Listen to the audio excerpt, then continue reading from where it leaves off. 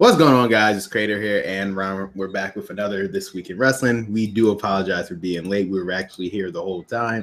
We were talking about Power Rangers. Yeah, we talk about Power Rangers, Comic-Con, Ninja Steel. Yeah, we were talking about a bunch of stuff, the Legacy line. Yeah, but we pretty much just talked about Power Rangers for half an hour. And we realized what the time was, and yeah, we're just gonna probably dive right into it. But before we do, how was your week, Ron?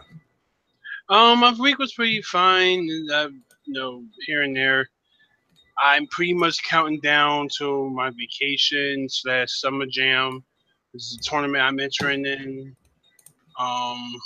Been practicing my Brian, so it's one of those things that sooner or later. I mean, I'm practicing now, but sooner or later I'm gonna go into the hyperbolic time chamber and just train. And there's just hope and see that. I'm not expecting myself to be. Oh, I'm going to go to the top, to the last, the last things. But I'm not. But I want to get some good results at least. Not going. I'm trying not to go 0-2. That's pretty much what it is. Well, I mean, as long as you put your mind to it, I'm pretty sure you can probably make it to the finals. Yeah. Just saying.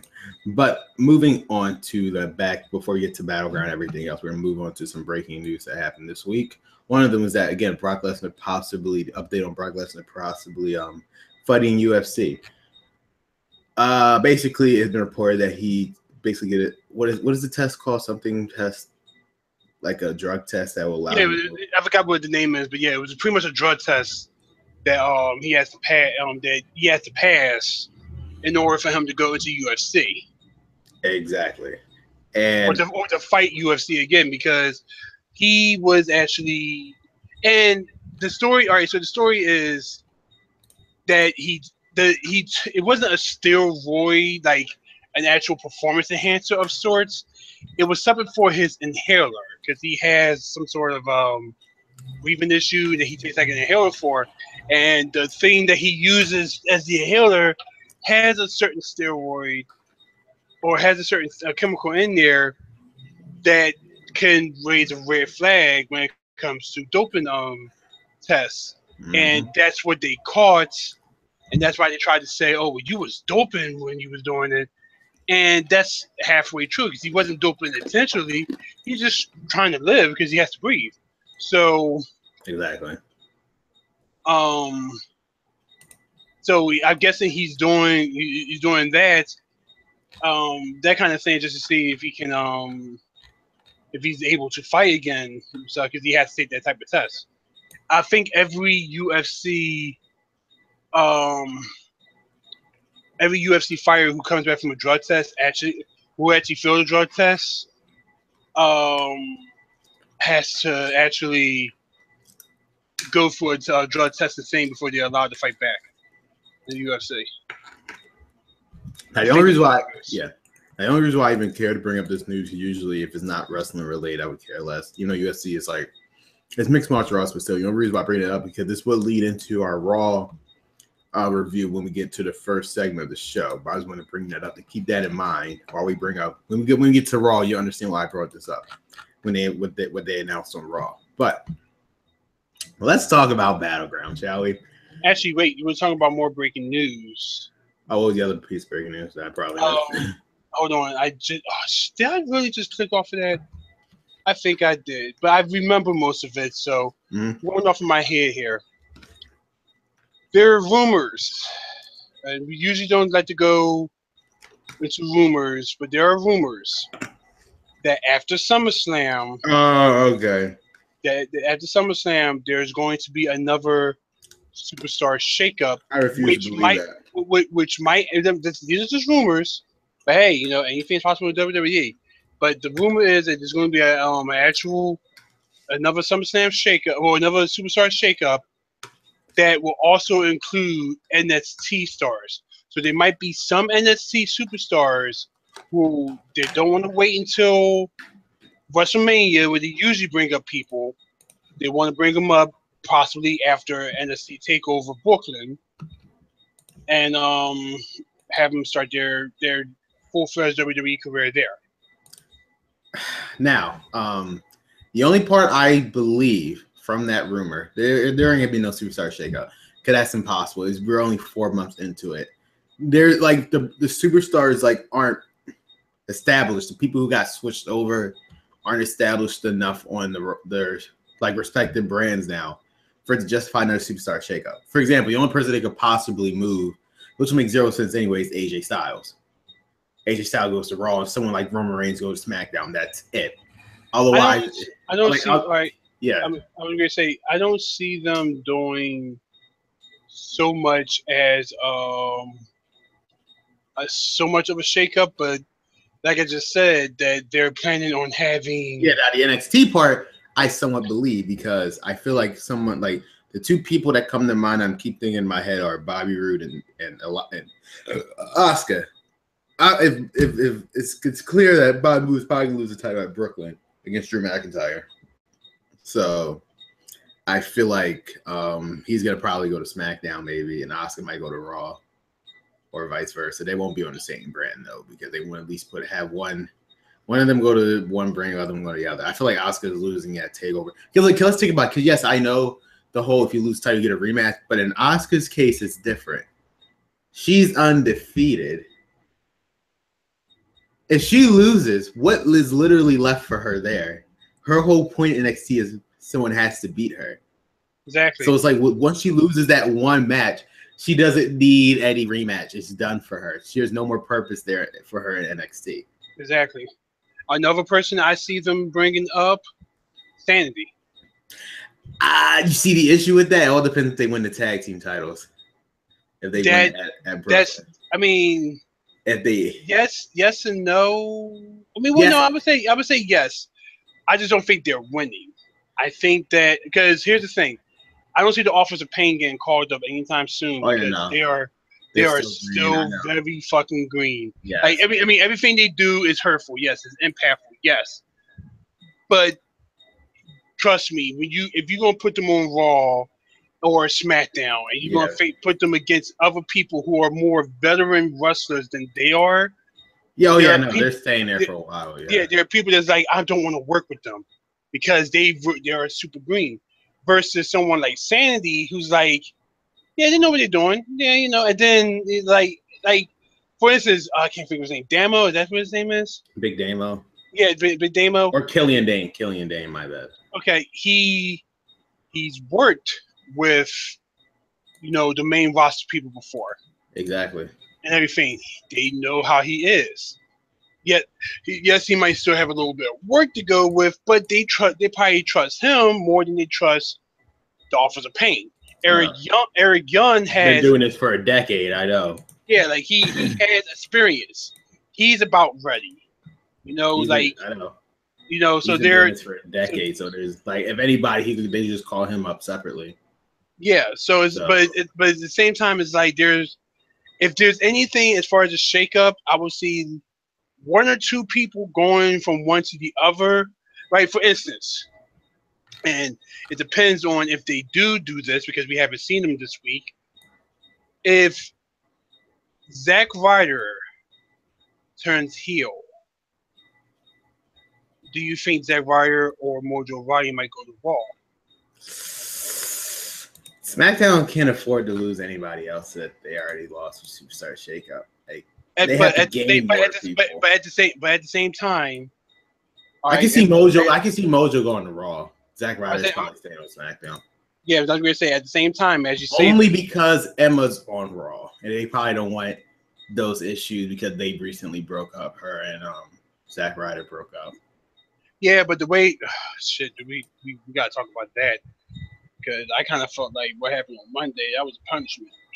Oh yeah. We will talk about the way that happened. With Emma, she might be on the way out for all I know. It's been a rumor that now there's been but I never even seen this rumor apart from one news site that I never even heard before. That there's a couple women that they're gonna be releasing to make room for the new women that are gonna get called up, and these names include Emma, Dana Brooke, Summer Rae, and Renee Young. Renee Young would be the only person I don't see that happening because I know because Renee Young just got. I mean, for one, they canceled Talking Smack. I know, but But they have they're Smacking Talk. They have Smacking Talk now. yeah, but that was actually good. But like they have to they canceled Talking Smack, but they put her now on Raw and SmackDown. And not also that, but she's also on the new season of Total Divas. She actually has a purpose there versus those other three. Because Summer Rae, we haven't seen on TV for God knows how long. Yes. Dana Brooke, she's just not interested enough to put. I mean, they try. She's not that interesting to put on there. And like I said, with Emma, I feel like that Emma, they probably was going to give her a chance until that tweet. Now that leads me to my point of why I think that one rumor part is true. Did you hear about how some superstars might be going back to NXT? I heard about that too. Now that part I can believe because then because they said people who weren't. Then this will fix the problem that they had before. Again, people like Apollo Crews and Dana Brooke who got called up way too early. They could send them back to NXT, and they could do something with them there. Because NXT kind of do need some more star power, especially if they plan on losing Bobby Roode and Asuka, definitely. So they need some people back. I'm not saying Apollo Crews is going to replace Bobby Roode. I'm just saying they need somebody. They need somebody who's recognizable at NXT, who's not doing anything on the main roster. Sorry, but Apollo Crews, besides the Titus brand, they're focusing more on Akira than they are Apollo. So it's like, yeah, right. That's my point. But that's my point. So why not send Apollo back? This wouldn't be considered. NXT is not considered a downgrade because again, you're probably way better off there, more popular over there. Again, Apollo Crews got called up way too early, in my opinion. Yeah, he did. It was who else got called up way too early that I feel like should have stayed. Kalisto. The issue with that is I wouldn't say if they would have never broke up the Lucid Dragons, and sure, I would say that, but I think the issue was they broke up the Lucid Dragons. He was fine as a tag team guy. I feel like once they broke up once they broke up Lucid Dragons, it was a wrap. Kalisto should have probably went back down to NXT because if you're not going to put Kalisto with the cruiserweights, then what's the fucking point? I know. Well, I thought that was the whole point of putting him in the Raw in the first place. Yeah, just to put him in the cruiserweight division.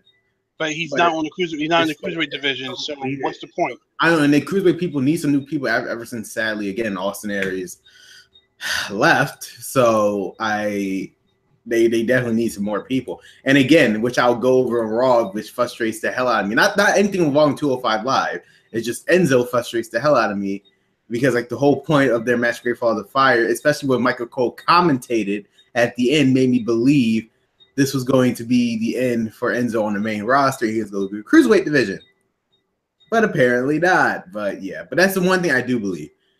Stuff like people going down to NXT, I can believe that.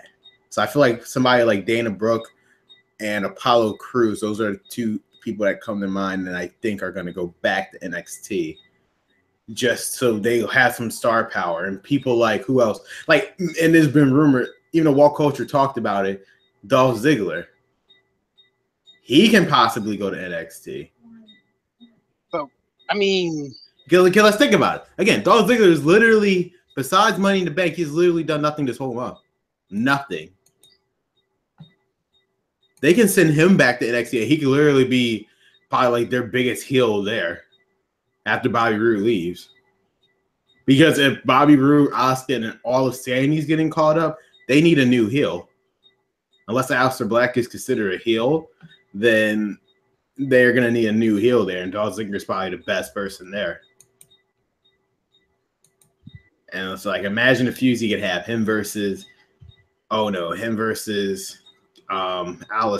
versus McIntyre. Him versus Hideo, if he still is even there at that point. It's like, the possibilities there are endless, in my opinion, when it comes to just for them going to NXT. I just personally hope they don't do the only thing I'm praying is do Superstar Shakeup, because that literally defeats the whole purpose. It should only happen once a year, if that. To be honest with you, I felt like they shouldn't even do a Superstar Shakeup. I felt like there was more stories to be told with the roster they had previously. I mean, yeah, but also at the same time, I just personally felt that. at the same time, they do need to, like, all these people you naming. Dolph Ziggler would probably be someone I would see. I would like. I can see him going into NXT. And then again, it wouldn't even be considered a downgrade. It wouldn't even be considered a downgrade because he does need something to do. But the other thing is, does he want to? Because here's another. I would. I know. Yes, you have a decrease in pay. No, it's not really the decrease. Well, yeah, it's that, but it's also he's been talking for a while. I'm sorry, I'm also doing my best. No, you're good. He's been also talking about retiring or going somewhere else for a while. So his contract it might be up soon, and he might be going to either New Japan, see if it's like there, or he might retire from wrestling completely and stay with acting / comedy. And that's my point. Because he only signed when he re-signed, it was only 2 years. It wasn't even that. It wasn't a long-term contract. I mean, that 2 years is almost up.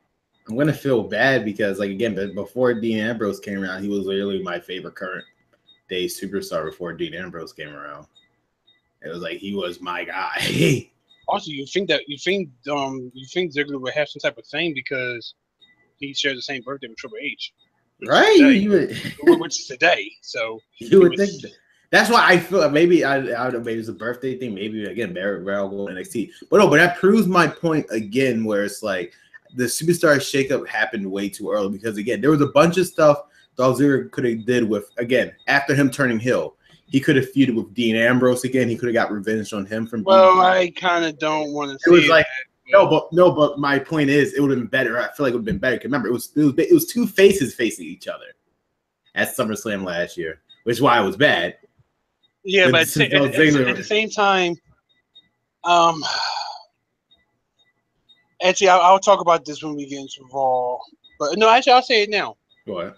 It kind of seems like with Dean Ambrose, the feuds that he's been in has just been boring. It's not his fault though. It's not. It's what you get a person. But it's like his last 3 feuds has been Miz, Ziggler. Was it Miz, Ziggler, Miz? Styles. It was Styles. Then Styles, but then back to and Corbin. Yeah, I'm gonna say back to Miz, then Corbin. No, it was Corbin, then back to Miz. Yes. And it's like, but that's my whole point. If he in between that, it's like, but why do we have to keep going with the Miz? It's like, I mean, yes, they do put on good matches, but after a while, it's. Nah, I get your point. It's almost the Sheamus and Randy Orton, or the Randy Orton of John Cena situation, where it's like.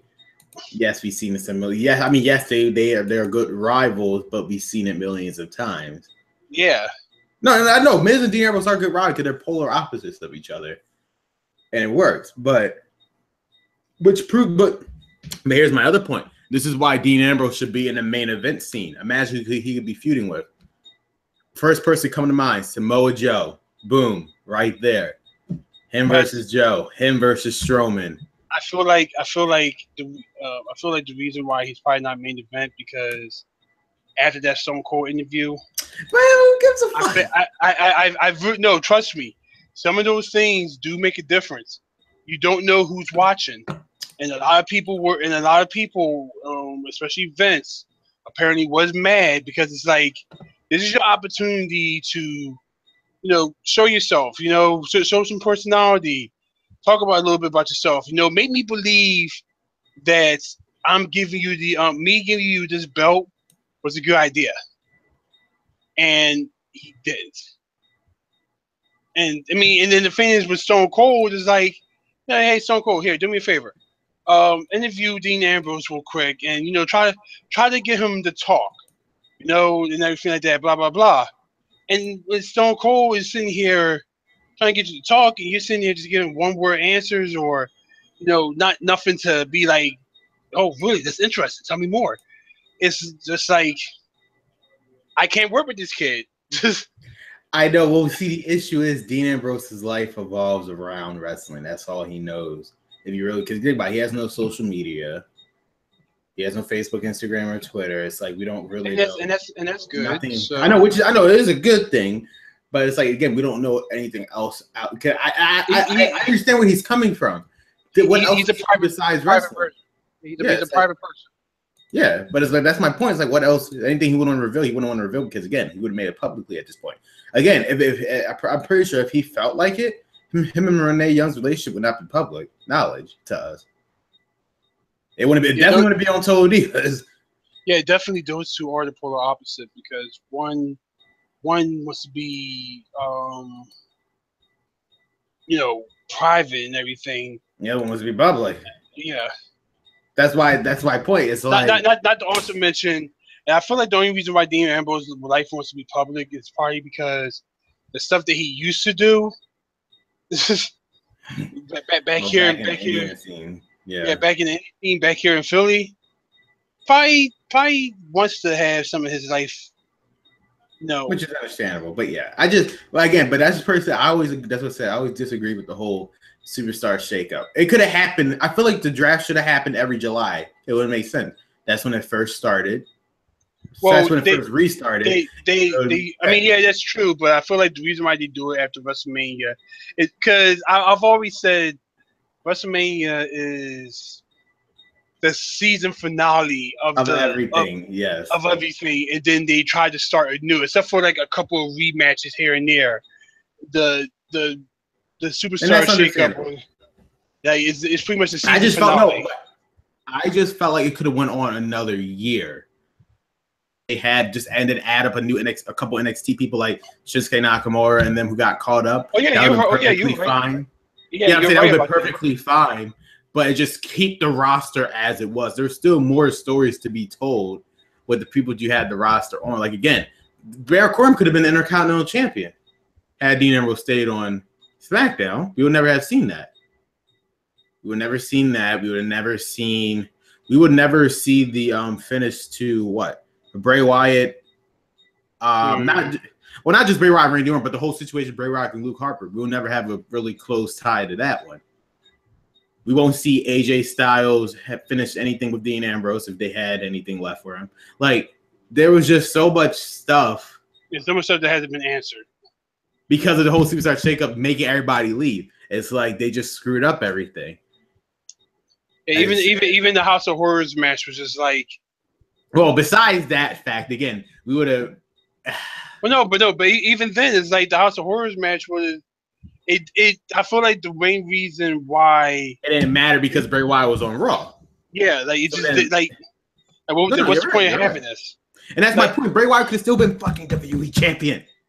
If they not moved him to Raw, he could have still been WWE champion.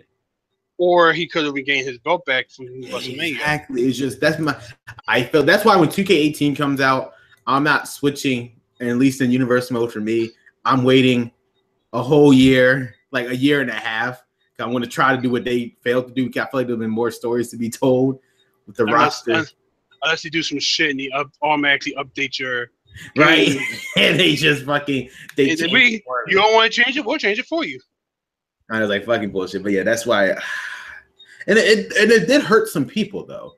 It hurt who did it really hurt? In my opinion, it hurt Sami Zayn because Sami Zayn. It's kind of to a point because Sami Zayn he was first feuding with Braun Strowman, right? Yeah. Even though he lost the feud to Braun Strowman, he could have easily had a feud with him. I know Kevin. Now I know it's like it doesn't matter because they're both on the same brand now. But imagine if after WrestleMania, when Kevin became champion, they could have started feuding on Raw for the United States title, where Chris Jericho would have already disappeared, and then it would have been. I know. The reason why I disagree with that is because technically, I really don't see any difference between Sami Zayn on Raw and Sami Zayn on SmackDown because he's still the underground jobber. Or well, no, there's a big difference. Sami Zayn on SmackDown doesn't have to be jobbed out to the Roman Reigns on Raw. Yeah, he's just being jobbed out to Mike Kanellis. Well, even though he did one. Oh yeah, I'm just saying, but like that, there's a big difference. He would have to die because I guarantee he's not being jobbed out by bigger stars. Yeah, then which is true. But he's now getting jobbed out to people like Baron Corbin. It's just a fact, and you know what? I only start using this because Goldust and R-Truth. Yeah, Goldust, R-Truth, and Kurt Angle. When you look at the win-loss record, it doesn't matter. It doesn't matter, but when you do look at the win-loss record of Sami Zayn, I can't tell the difference. Well, look at the win-loss record to them all. He's WWE champion. That be win-and-loss record means absolutely nothing. That's true, but also he also doesn't have a whole country to represent for their new WWE, the new WWE channel over in India. Fair point. But all right, which I guess will lead us right into Battleground. We don't have to. We can just keep talking about something else. I know. It's funny. Before Battleground, I was saying how if the Great Khali came back, which I know I'm spoiling the review, but it's been a week, so you should have already known at this point. I said the Great Khali would have came back, I would have regret not going here. But regardless, even though he did come back, it didn't say the fact that I do not regret not going. I do not regret not going. I'm happy that I did not go. I am legit happy that I told my friend, keep the ticket. Because to be completely honest with you, there was only one match that I felt like was the only good match in the show, and that was the very first match. Yeah, that was the very first match. It was a December to Dismember moment. Yeah, where like the only good match was the first match. Or in that case, I consider. I mean, if you're referring to the Hardys versus Eminem, I thought that was a decent match. Yeah, that's what I mean. That was the first match. That was the only. Yeah, that's what when I say that this December to Dismember moment, that's pretty much what I mean. The first match was the Hardys versus Eminem, and that was the only good match from that card. Everything else went downhill from there. So before we even get to the first match, we start off with the kickoff show, which did surprise me. Aiden English versus Ty Dillinger. Aiden English actually won. Was not expecting that. Yeah, I expected Ty Dillinger. That was the only shocker, even though it didn't necessarily mean anything. But that was like, I will admit, I was actually legit shocked. I was like, it was clean. It didn't mean anything, but at the same time, it was good for Aiden English because Aiden, once again, win-loss records, Aiden English hasn't. Well, he's only won one match. Technically, singles match, and that was via disqualification. But it's still a win is a win. In the record books, he won. They won't look at how he won, just like how Rusev is the only superstar to submit John Cena. We're going to ignore the fact that he kicked him in the balls and he passed out. But in the record books, John Cena got submitted by Rusev.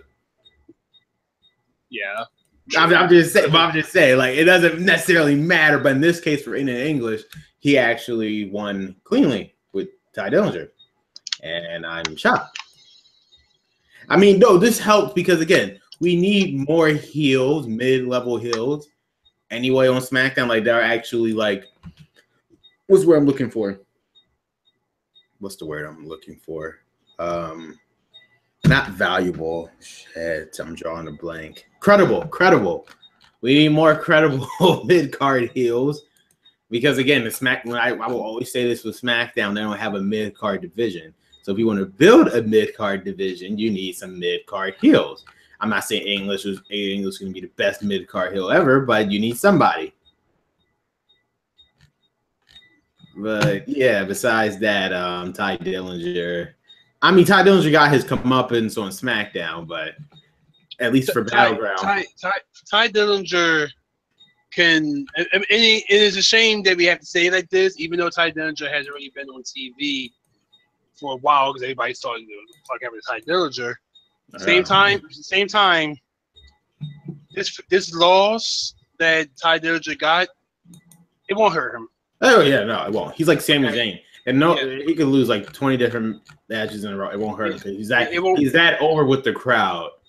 And not only also that, but his actual win-loss record. Once again, they hate to bring this up, but his win-loss record is a little more grayer than Aiden English. So, well, that's partly because Aiden English was in a tag team, so it's like even then, in his singles thing on SmackDown, except for the win with Randy Orton by DQ, his record was shit.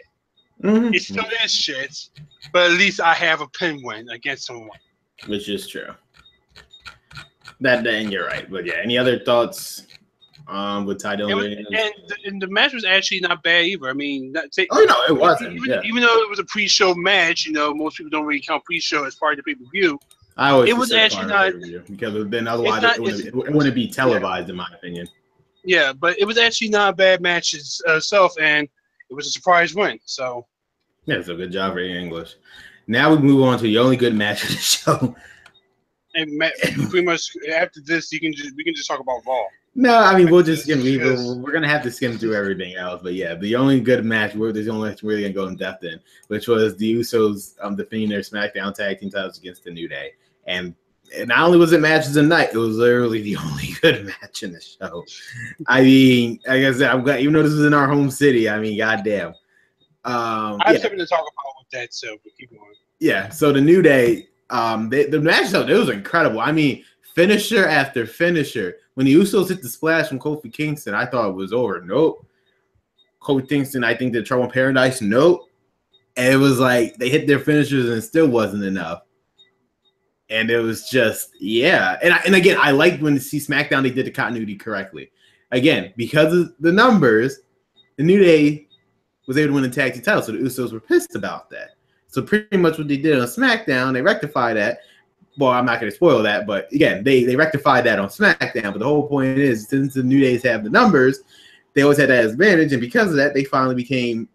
And I think the Usos knew that, which is why at Money in the Bank they left to retain their title. This time they didn't do that, and because of that, they lost the titles, and the New Day are the new SmackDown Tag Team Champions, and they're the only team to hold both the Raw and SmackDown Tag Team titles. Now, and also, I would like to congratulate Kofi Kingston because he is the only superstar to hold every WWE Tag Team title ever made in WWE company. I did see that. And then also, with that said, we also got to give congratulations to Xavier Woods because even though he has been with the Freebird rule with New Day, being that he is a tag team champion, has been a tag team champion, this was actually the first match that he has actually pinned somebody for the belts. To become the tag team, the tag team titles. So it's like, I mean, it was good all around. It was good all around. It was a good job for New Day. I mean, and again, they deserve it.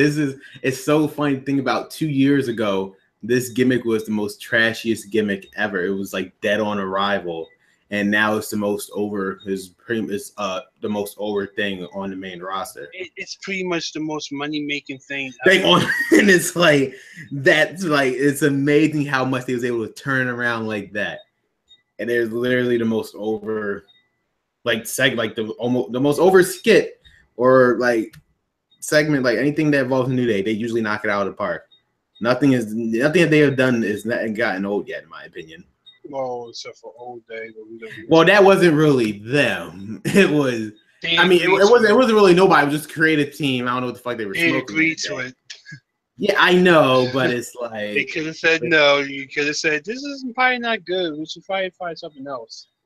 I know it was kind of stupid, but yeah. But besides that dark area, the match itself, match of the night. I mean, the Usos again proved the fact that they were overlooked the past year before they became SmackDown Tag Team Champions. Their heel run is probably the best run they'll probably ever have. so far in their careers, this run with them, but they're new like personas. So it's like they did a good job, and I mean like they know how to fire up the crowd like and everything like. Good job. It's funny because since they were on separate brands, we never even got the most talked about tag match was going to be Uso versus New Day. Now that we're finally seeing it, it's paying off. This was literally the match of the night. I know match of Money in the Bank was good too, but I'm saying this match, they knocked it out the park. Yeah, I mean, all the spots was good, and you know, it was just. And I'm glad they established the one thing I did like they established the fact of Xavier Woods' finishing move. It was debatable what the hell his finishing move actually was. They finally concrete said it was the freaking diving elbow off the rope. They established that as his finishing move because he really didn't have a finishing move. Well, for a while he was using that flip clothesline that he does, the headstand clothesline. Yeah, I know when he rolls. Yeah, yeah. But it's like, but they never finished the match. He never really pinned anybody. Finished the match. Yeah. Nah. So it's like I'm just glad that they established this elbow drop, which is a very cool move anyway, as the finishing move. So I'm just glad. But yeah, New Day won. Congrats to the whole New Day, Kofi Kingston for becoming what the hell is that outside? Kofi Kingston for becoming the only person to hold all tag team titles we ever made. Xavier Woods for freaking winning the first pinning someone to actually win the belt. Being part of the match becomes tag team champion, just Big E because it's Big E. So yeah, now we move on to whatever the rest of this card was. We don't have to talk about it. What was it? Shinsuke Nakamura versus Baron Corbin. It ended via disqualification because Baron Corbin, he kicked him in the balls. So at least that's why I remember what happened. Yeah, he kicked him.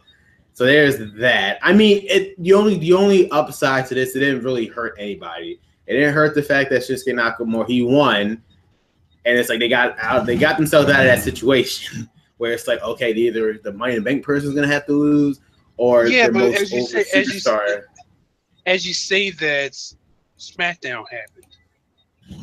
I know, where it's like it became mute. Which, in my opinion, that match they had on SmackDown, they should have had on Battleground. So I don't know why I don't know why they didn't do that. But some things you have to question what WWE does. But yeah, I mean, but at least for this night, it protected both people because Baron Corbin didn't necessarily lose the match, and Nakamura didn't necessarily win the match. So there was that. But in the record books, Shinsuke Nakamura won the match, so he's right now undefeated. He's technically undefeated in one-on-one matches on pay-per-view. Yes, I mean, and that's fine. And that might all change from this week, but yes. But at the same time, it's like I understand that you have to protect your people. That's understandable. Yeah, your two pretty much prioritized people. Yeah, because one guy is pretty much your future champion, and the other guy is pretty much your next top babyface. Yeah. Moving on to the Fatal 5-Way elimination match. The most shocking thing I don't know. Do you actually look at the betting odds? For what? No, like just for the pay-per-views in general. Nah. Because usually the betting odds are kind of spoilers to the event itself, and literally an hour before the pay-per-view, all the bets that were originally on Charlotte, they switched it to Natalya, and this was the reason why. Really? Yes, because Natalya was the winner of the Fatal 5. I wasn't expecting that. I legit was expecting Tamina to be. I was expecting Tamina. I called Tamina. What was our? You said Tamina. I said Charlotte. Charlotte. You said Charlotte, and you would have been right had they not switched at the last second. Apparently, it was going to be Charlotte, but literally at the last second, they said fucking Natalya because the whole betting odds switched within like less than 30 minutes before the show. They got switched to Natalya. So it's like, yeah, was not expecting Natalya to win at all. But I mean, it's something new. It's something different because, again, we would have had at SummerSlam Charlotte versus Naomi. I know we've seen the match before, but we never got a proper ending to it. But this is something completely new. Natalya versus Naomi. I do feel like that this is something that was due. for Natalya because she deserved it. Yeah, she is. I mean, I don't know if she's going to win the SummerSlam, but let's be serious here. She only had in her years and being in the main roster. WWE in the main roster, she has only won one championship. And that was the Divas title. That was the Divas title, and it wasn't even for that long. I know because I think she dropped it to Michelle McCool. She is overdue by so much. So something like this, I mean, I don't know if she's going to win the match because I kind of had this feeling that this is when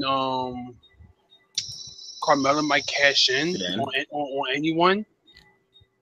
But I don't think Carmella's going to cash in if Baron. You see, now the issue is I would say Baron Corbin was supposed to cash in that SummerSlam. I can't see Carmella cashing in.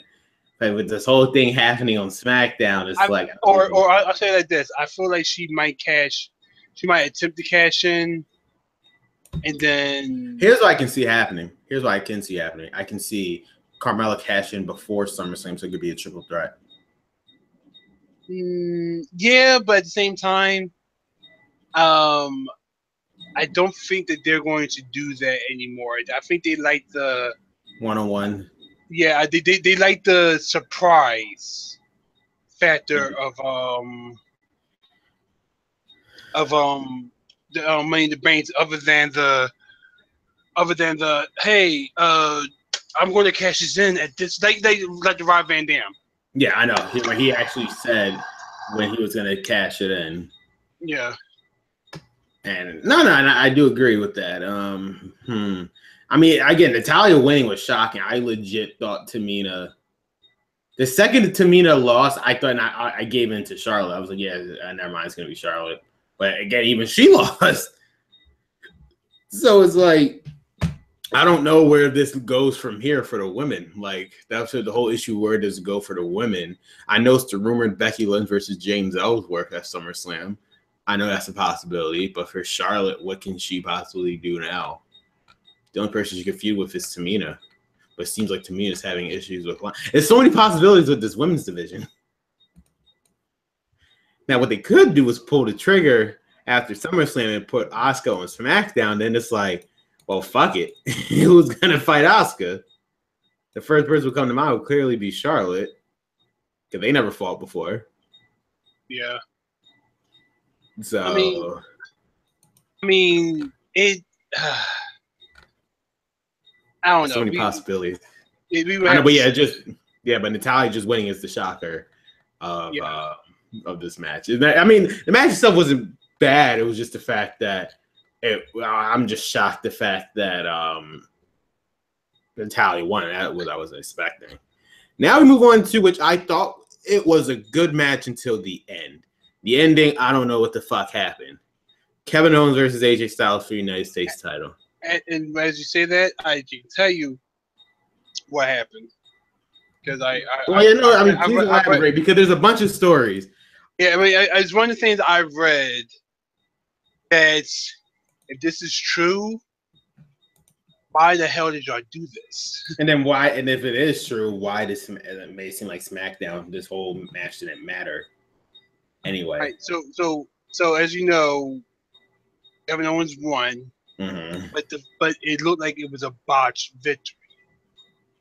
Apparently, what I've read was they kind of on the fly backstage redid the ending from where Kevin Owens is going to win, and the thing is that the referee has a microphone and earpiece in his ear. Mm-hmm. Most people know this. He has the earpiece in his ear, and the earpiece is usually from backstage. Same as that people who's near like Triple H or Vince McMahon, who's telling the announcers, or Road Dogg, whoever, to tell the announcers what to say, or the microphone is the same people who tell the referee, let them know you got 5 minutes left, let them know this, blah blah blah blah. Apparently, on the fly, He told the referee to let Kevin Owens and AJ know Kevin's winning. It's supposed to be AJ Styles. They were supposed to win. And apparently the referee was like, you changed your mind. Kevin's going to win. And the thing is like, okay, so what the hell do we got to do now? Like, because now it's like the ending they probably had is now they got to redo it because now that's not the right ending. Let's do something else. It's like you're giving these people on the fly, telling them what they have to do. They're like when it comes to wrestling matches, they already have everything planned out, and then to get told by someone else like, "Hey, we're redoing the ending," in the middle of a match, it's like, fuck. What do we do? So apparently that's what I've read.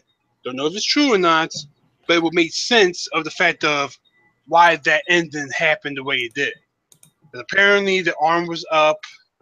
Now with the second you said that, it leads me to my theory on what happened. And once you hear me out, it makes sense. Now, my theory is that, cause I did rewind the story, or whatever. I think Kevin Owens was originally supposed to win. The issue was, and I blame the commentators, they didn't tell the story right. Because what happened right before that whole submission thing happened? Kevin Owens blatantly threw AJ Styles at the referee.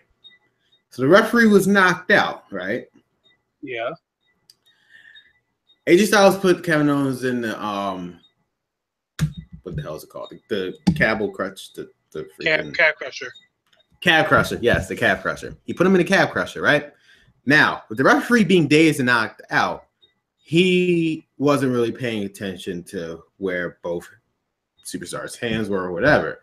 When Kevin Owens flipped AJ Styles to a schoolboyish pin attempt, the referee was still dazed and confused after he got hit. He didn't properly do his job to check see if AJ Styles' hand was up, which is why AJ Styles didn't even care. Now, the commentators told this right. They could have played this off, even if it was a mistake or not. Clearly, AJ Styles' his elbow was up, his shoulder was up. Someone like JBL or Byron Saxton could have said AJ Styles' his shoulder was up. That's why he didn't react. That's why he didn't react he didn't try to kick out because he knew his shoulder was up. But the referees didn't play it off like that. I mean, the commentators didn't play it off like that. They were just shocked as everybody else.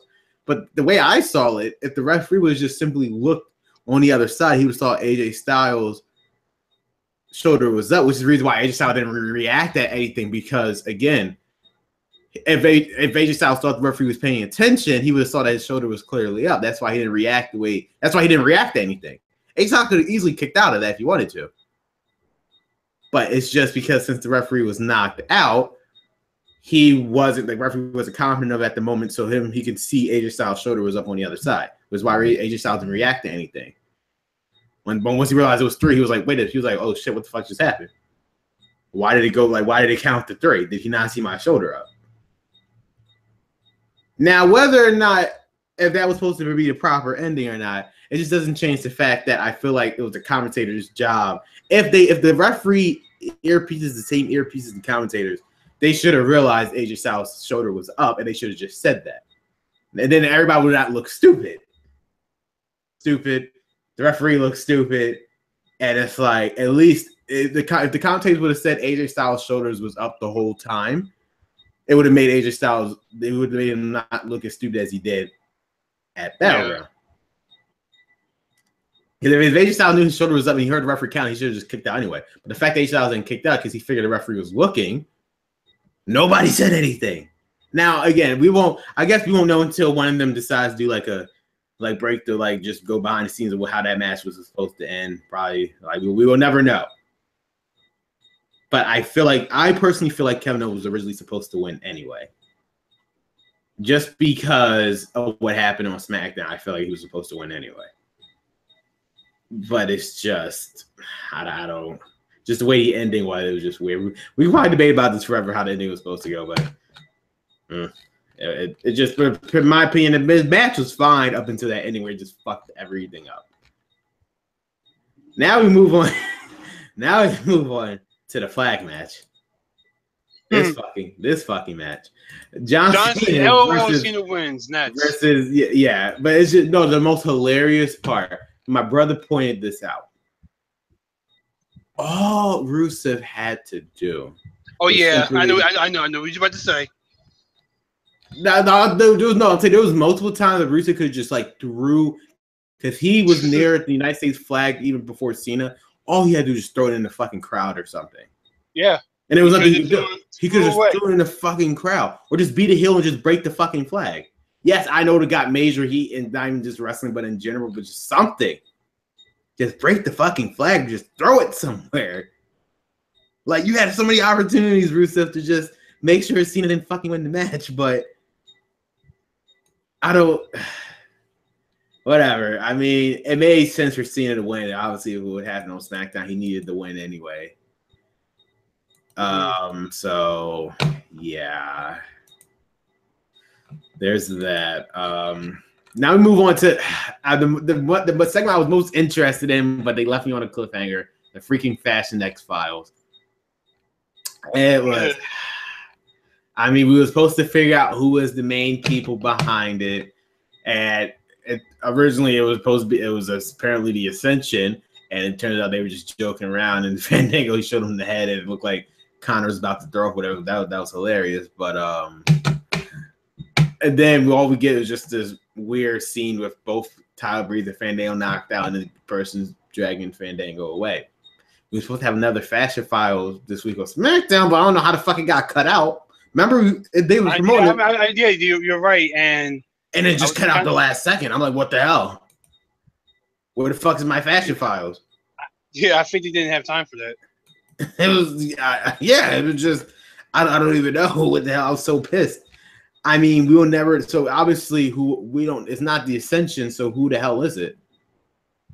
It could very well be Sanity. I mean, but it's like I don't know about Sandy. I mean, yes, it could be Sandy, or I actually say Luke Harper and But that's like recycling something we already seen. But it would make zero sense. The last time we seen both of them, they had a match against each other. Why all of a sudden they're on the same page now? Makes zero sense. To me, that would make zero sense, though. I know it's a rumor that they're supposed to get back together, but what's the point then of them having a match together? At Backlash, if y'all plan on just putting them back together in the first place. Yeah, but it was just, besides the New Day match, it was the only other thing I enjoyed. I just wish they didn't leave us on that cliffhanger. And now we have to wait a whole extra week because there was no Fashion Files on SmackDown. So, yeah. I'm just glad that the Ascension, again, is a part of something. So, there's that. Even then, I mean, we don't even know how far that goes. Yeah. I mean, then we had Sami Zayn versus Mike Kanellis. Sami Zayn won. Nothing really special here. It seemed like at this point the crowd got his win back. Yeah, he got his win back. So maybe they have a rubber match. It won't be at SummerSlam, I can tell you that much, but probably regular SmackDown. And then we get on to the main event.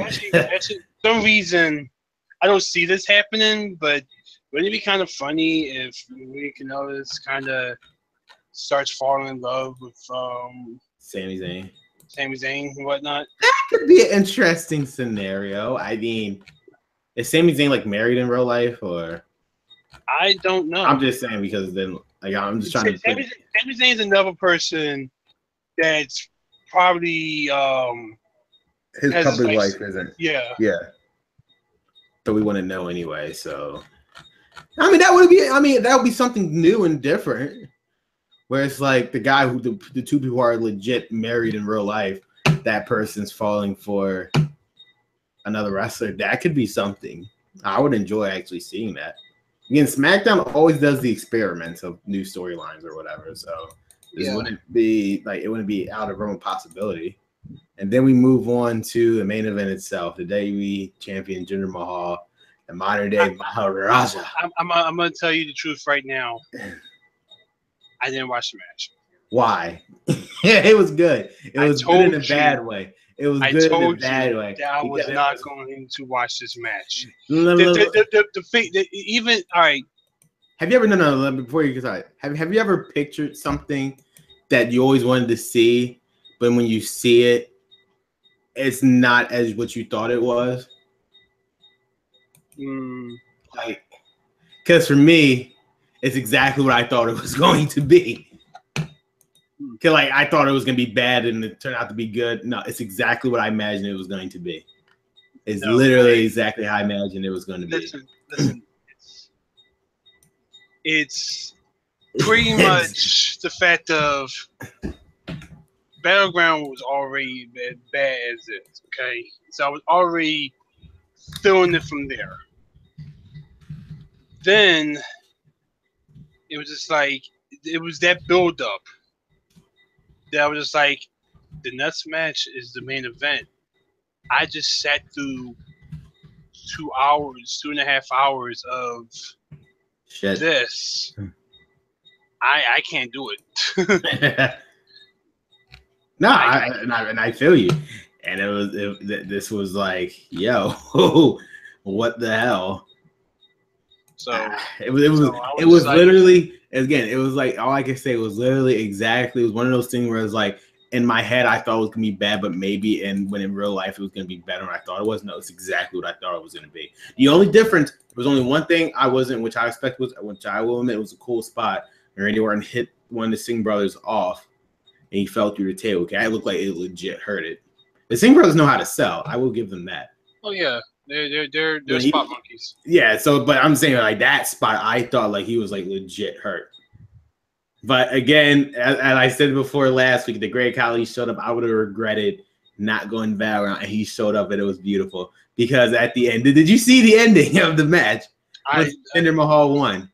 He grabbed the WWE title and he held it up. Like, actually, the picture's right here. Let me. We had the balls to put this on their website. Unbelievable. Let me show you. Right here. Look at that. You see it? Sure. He's holding the title like he actually won the fucking title. Unbelievable in his first day back, and he does something like this. Unbelievable. Like that was it was too good. No, somebody said on Twitter, which made me crack the fuck up. He was like, "You indie marks can keep your G1 climax. We got the Great Khali back now." I was dying. You can eat a dick. Because it's like Greg Khali is like everything that is everything bad about WWE. If you I don't know. I was glad he said that. He said you could keep your. And the thing is, I'm playing. So after a while, I watch streams with my friends. We are on Discord, and we talk and everything and whatnot. Once that came up, I was like, yo, you want to play Tekken 7? Yeah, sure. And we're playing Tekken 7. But he still had the pay-per-view on his computer. Just watching. Or his background noise, I guess.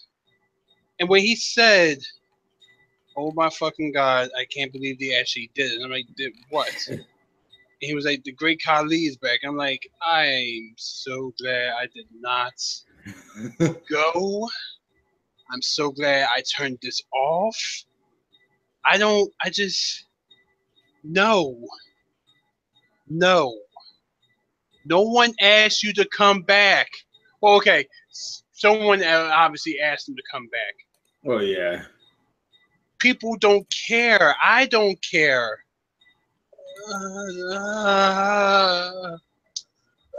I can't.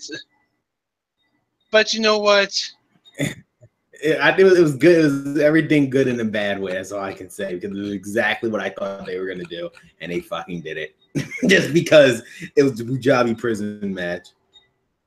Because it was literally exactly. They did not disappoint. It was like WWE did not disappoint my already low expectations of the pay-per-view itself, and they somehow made it even worse. I already had low expectations after the first match, and they somehow managed to make it even worse than I already had for them. with the Great Khali. Unbelievable. Unbelievable. And it's sad because this was in our hometown of Philadelphia. In our home city. Our turf. We had this. So when I said that I have something to say about this, this really should be a thing here. Chicago, Philadelphia, and I can't figure the other cities, but the hardcore Brooklyn, yeah, Brooklyn, New York, yeah. Those are some of yours, and you know what? Now I'm going to go international with London and the UK and stuff, London. And UK and stuff. Oh yeah, London would tear you a which is why it's always taped. That's why they always have to tape it because remember, I mean, I don't know if you saw it back in like 2015 when Seth Rollins got injured and the way they reacted to Roman Reigns. Yeah, but with that being said, those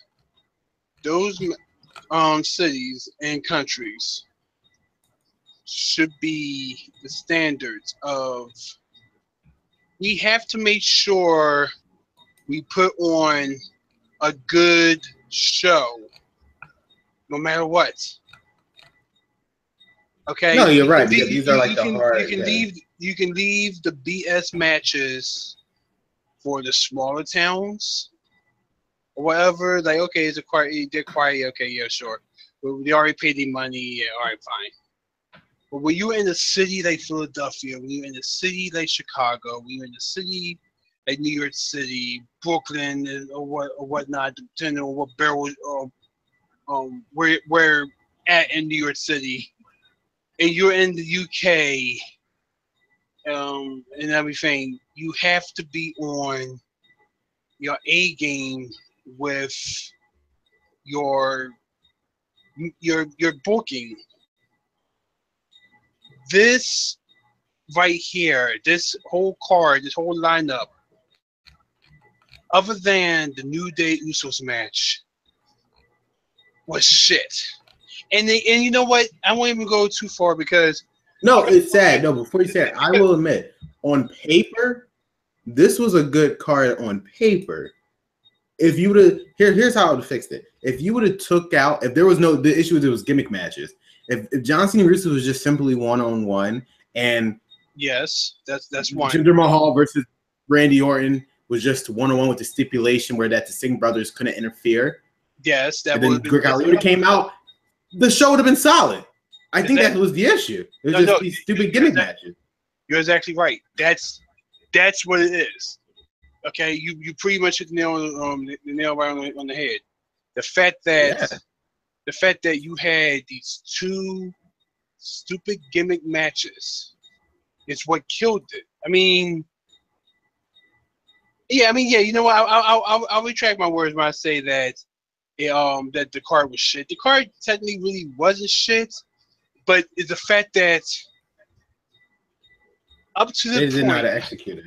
Well, up to the point of when he said there's going to be a Punjabi prison match, I felt like that's when sales started to go down. Yeah, started to go down. Yeah, it was shit. They didn't need the gimmick. I get this was their third and final match between Randy Orton and Jinder Mahal, and that's fine. But again, the stipulation, the story was already there. They didn't need Punjabi. For all that, they could have just did a steel cage match just to keep the Singh brothers out. For a gimmick, all they simply had to do was that, okay, Randy Orton, you get your rematch. All Shane had to say was, okay, Randy Orton, you get your rematch, and Jinder Mahal doesn't get a stipulation because the Singh brothers is the reason why he won. So this time at Battleground, let's say if the Singh brothers interfere, they're banned from ringside. If they do dare to even step foot outside that entrance ramp, Jinder Mahal loses the daily title. Boom. That's the final match on the card. And then, but yes, Great Khali could have came out. That could have still been fine. But just the issue is there was no need for the Punjabi Prince because Singh brothers was already in damn Punjabi anyway, so it didn't even matter. It didn't even matter. But yeah, I didn't mean to cut you off though. But no, I mean I got a touch, but yeah, it's I can't. Okay, like it was just bad. It was a bad pay-per-view. It was a bad show. And it's something that I said with friends, and they kind of agree with me on this. And I want your take on this. As much as we sat here and made fun of the name and said this might not be a good pay-per-view, Great Balls of Fire was better than Battleground. Oh yeah, hands down. Because again, but there was, with the exception of the ambulance match and the Iron Man match, but they executed those perfectly. They knew how to execute those matches. It's all about execution at the end of the day. Realistically, with the track records of the Punjabi Prison match compared to the ambulance match, there's been some good ambulance matches. Name one good Punjabi Prison match. Yeah. That was the issue. And then again, the flag match. Name one good flag match. Well, you would have to go back to WCW. Okay, but I was saying, but this is WE. But it's like, that's my point. There hasn't been a good flag match and whatever. At least there's always been good Iron Man matches. There's always been good ambulance matches. So it's like the issue was Great Ball of Fire had the advantage of the fact that those match types were going to do good regardless, especially with the people inside of it. And over on SmackDown, you had two stipulations that was never really good in the first place. And the flag match clearly so it doesn't make zero sense. Again, for Hill's perspective, all you do is just fucking throw the flag somewhere in the crowd, and then by the time the face gets it, you're already at your podium. Boom, done. I feel like that if we talk about this anymore, we might.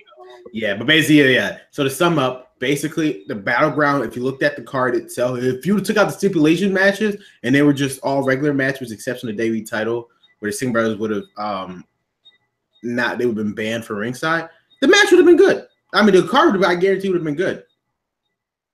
This would have been a good, solid card for the Philadelphia crowd. Had there not been any stipulation matches, but whatever. We'll move on to Raw with, I think, the best opening segment that we had in a while, in my opinion. We had Kurt Angle coming out to decide the fate of the Universal title match at SummerSlam, because last week, when Roman Reigns fought Samoa Joe, Braun Strowman came out and he cost both men the match. There was not a definitive winner. Kurt Angle came out before he could announce anything. Braun Strowman, the biggest baby face, in my opinion, on the Raw roster, came out and said, your next words better have been Braun Strowman or else or whatever. And then Samoa Joe came out again. Samoa Joe cuts the best promos, in my opinion. They feel legit. It's like you could see it, you can hear the aggression in his voice when he says, I deserve, like, whatever. Brock Lesnar barely escaped. Like, he didn't win. He escaped me at Great Balls of Fire. He didn't win the match, because in all honesty, he really didn't. Samoa Joe literally had his number throughout literally the 4 minutes of that match. But yeah, and then the delusional man himself, Roman Reigns, came out, and I mean, now we can go back and forth with your argument with what Roman Reigns said. What have you two guys actually done compared to what he has done? Yes, I will admit, Roman Reigns compared to these two. If you don't see, the issue is for Samoa Joe's case, you have to count what he has done outside of WWE. Then the argument can be made. Otherwise, yes, in WWE, besides becoming NXT champion, Samoa Joe hasn't really done anything. Neither has Braun Strowman. But both of them had to simply say, but we beat you multiple times. You haven't beaten us. That's all they had to say. Just to shut up him. That's all they had to do, shut up Roman Reigns. But yeah, this fucking guy. And so then Kurt Angle decided, which I already predicted, which we'll go back to, which is going to go back to our original news report that we did earlier. At Great Balls of Fire, it's going to be a fatal. I mean, I said Great Balls of Fire. Holy shit. SummerSlam. It'll be okay. It will be a fatal 4-way match between Brock Lesnar, Braun Strowman, Samoa Joe, and Roman Reigns for the Universal title. Now, I find this hilarious because leading up to this, the whole SummerSlam main event for Universal has been switched around so many times. It was originally supposed to be Brock Lesnar versus Braun Strowman. Then they switched it to Brock Lesnar versus Roman Reigns. They put on Roman Reigns versus John Cena. Then they switched to a triple threat between Samoa Joe, Roman Reigns, and Brock Lesnar. Now they just said, F it, Fatal 4-Way. Now you have a definitive answer, Fatal 4-Way. What are your thoughts on that? I saw this coming also because, this main event is going to be big. Let's see where they go with it, really.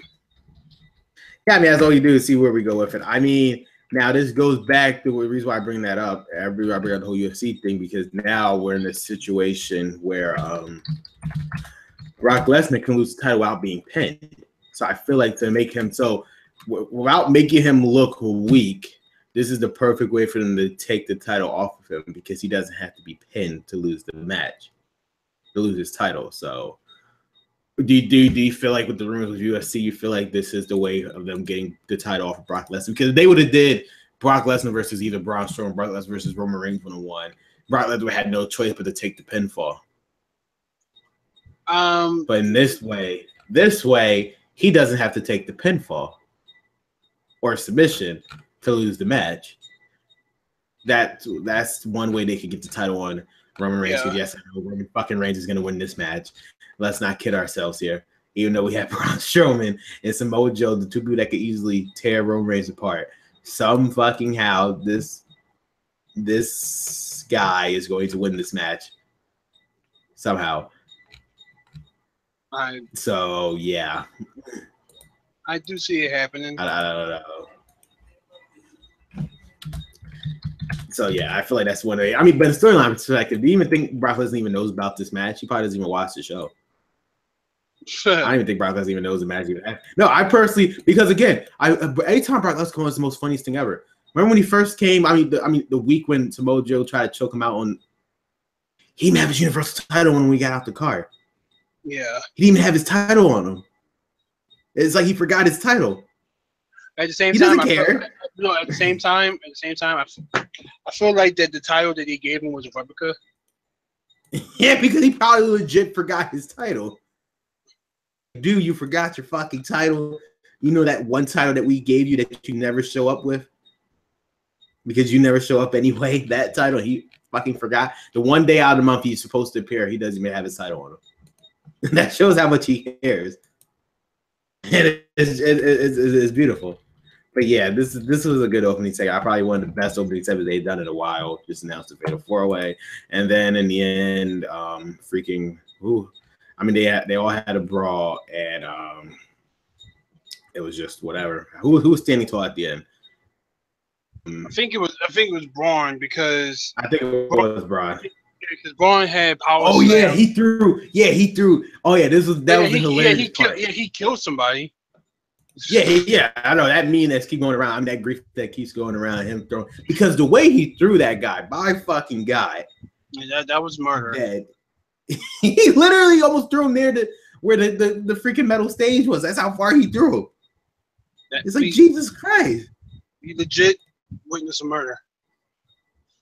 I know. I like Roman Reigns tried to attempt the murder. Like that guy fucking died. You know, it's hilarious. I was trying to say when the Superstars came out, they was holding attacking Samoa Joe and Braun Strowman. Samoa Joe was outside of the ring by the time the Superstars came out. Well, no. Like, all right, so Samoa Joe had. The Superstars came out, tried to break him up, wasn't working. Samoa Joe had Braun Strowman in the clear clutch. Reigns speared both. Both of them, and then somehow Joe rolled out. Then it was rolled out of the ring. The Superstars was holding Joe out of the ring while Roman and Strowman were fighting, and then Strowman did the power slam to finish off that segment. But meanwhile, Joe was still being held off. And you know what I find hilarious about that? When the Superstar was holding like Joe and Roman and Braun, nobody stopped Braun from taking out Roman. All the Superstars, they didn't even care to enter the ring anymore. They just let Roman Reigns get what he deserves. It's like nobody stopped Braun. They didn't come back in the ring after that. So I just find it hilarious how it's like the roster, even the roster feels like Roman Reigns is just a piece of shit, and it's like nobody likes him. I just find it hilarious. And you saw Seth Rollins and Dean Ambrose wasn't out there. They didn't care. Like they didn't care about that. But yeah, let's move on to the no disqualification match between Elias Sampson and Finn Balor. This was a very good match in my opinion. First off, let's address the elephant in the room. It appears Finn Balor is slightly injured with that tape that he has. I'm kind of hoping that's not the case, but at the same time, the only good thing is that it's not the same arm. It's not the same arm. Which is a good and bad thing. But yeah, I kind of hope it's not. I'm hearing the same thing that he might be injured again, but at the same time, it doesn't look like he's injured because he's been going around to like all these other things, and he's look like he's perfectly fine. You know, or maybe he's just taking this Cesaro's tape. Well, no, that's Cesaro tape thing. I feel like he just did that to. He just keeps it now. He's now on. He just keeps it on. Yeah. He just keeps it on just because. Makes him different, but it's like, yeah. Because everybody has that. Because apparently, what's your company uses that too? Barely. She uses it on her knees. Apparently. I mean, it's a cool looking tape. I would say that. Yeah. It's I think it's called rock tape. I think it's what it's called. Yeah, but yeah, regardless though, very good match. You saw a lot of aggression with Finn Balor. Maybe this is slowly turning him into the demon. I don't know, but this was a good back and forth match in my opinion. I mean, it looked like Bray Wyatt was about. I mean, I said Bray. Should I spoil myself? It looked like Finn Balor was about to win the coup de grace as he should, but the next thing you know, Bray Wyatt comes out of nowhere. Miguel Elias Sampson has pinned Finn Balor. I believe this feud between Finn Balor and Elias Sampson. Now, actually, I'd like to point out, as we're talking about him, it seems like they changed Elias Sampson's name. I'm looking on the website, he just referred to as Elias now. Yeah. Elias Sampson is just Elias. Well, they've done it before. They'll keep it with one name basis. Which is fine, I guess. I mean, because his signature thing is who wants to work with Elias, so I guess why not? Why not? I guess so. Yeah. So Elias Sampson won the match. After that, Bray Wyatt was taunting Finn Balor. Then actually, the fallout thing. I don't know if you watched those YouTube videos. Like their fallout from Raw. Finn Balor got interviewed. And he said if Bray Wyatt wants to play games, we can play. And immediately after, he went on his phone to play a game. Finn Balor, I thought that was hilarious. He got on his phone to play a game on his phone. I don't know if that was like an insight. I don't know. Obviously, this is me. Can you hold on for a second? I have to go do something real quick. Oh, yeah, no problem. I was actually gonna get some water anyway. So okay. All right. Yeah, I will. So we'll be right back, guys. We're gonna take a quick break, then we'll get right back into it.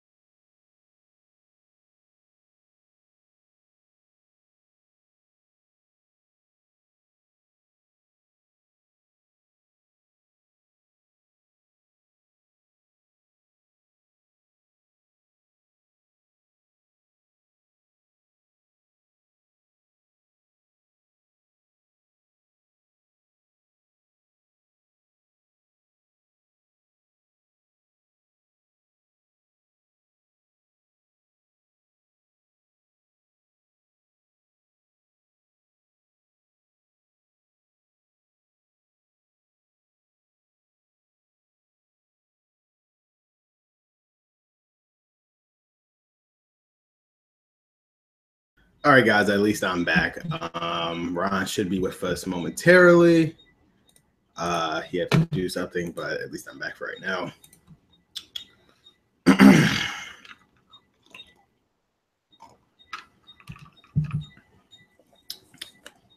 I'll just probably mute my microphone too. Ron says he'll be back in 2 minutes. So it means I'll just mute my microphone real quick. You'll still see me.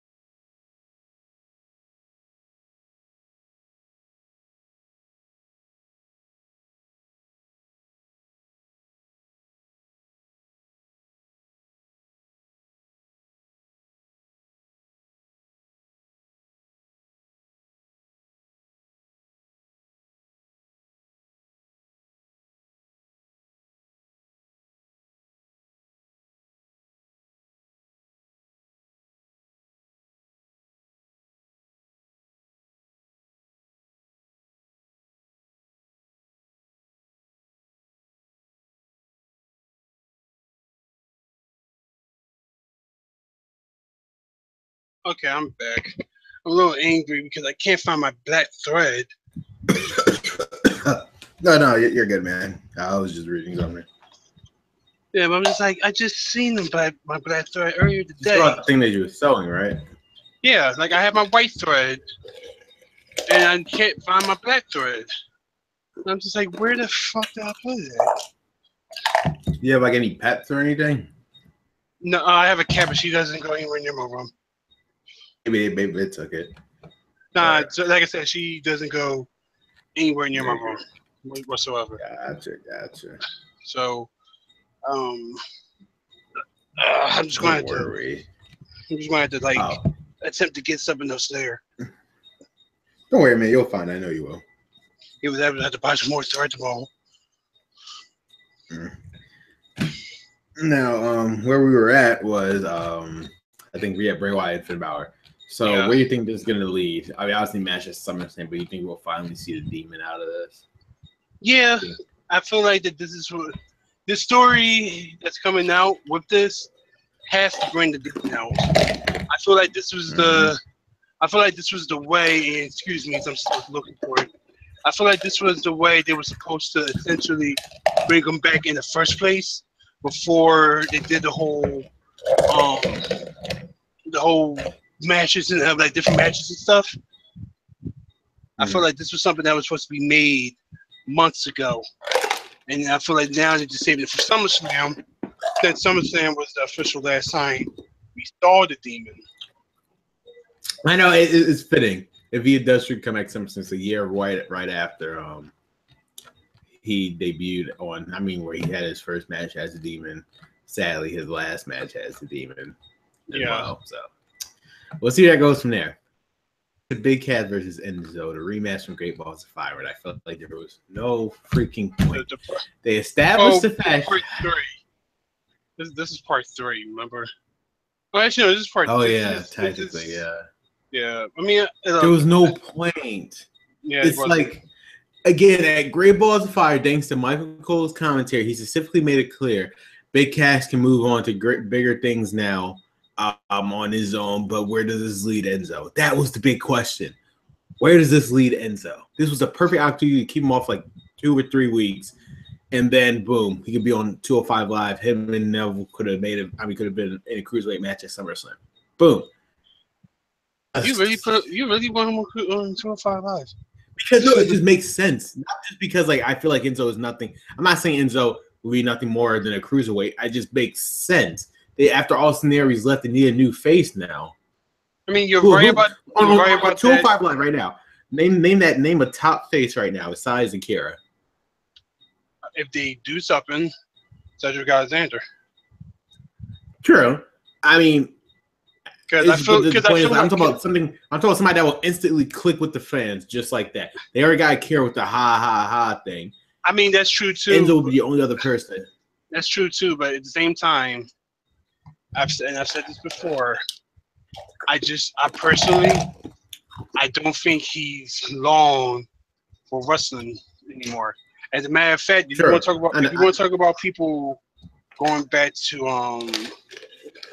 NXT, there's no way they'll do that. He sells merchandise on the main roster. Like, there's no way. He does, but at the same time, dude, like seriously, I just listen without Big Cass.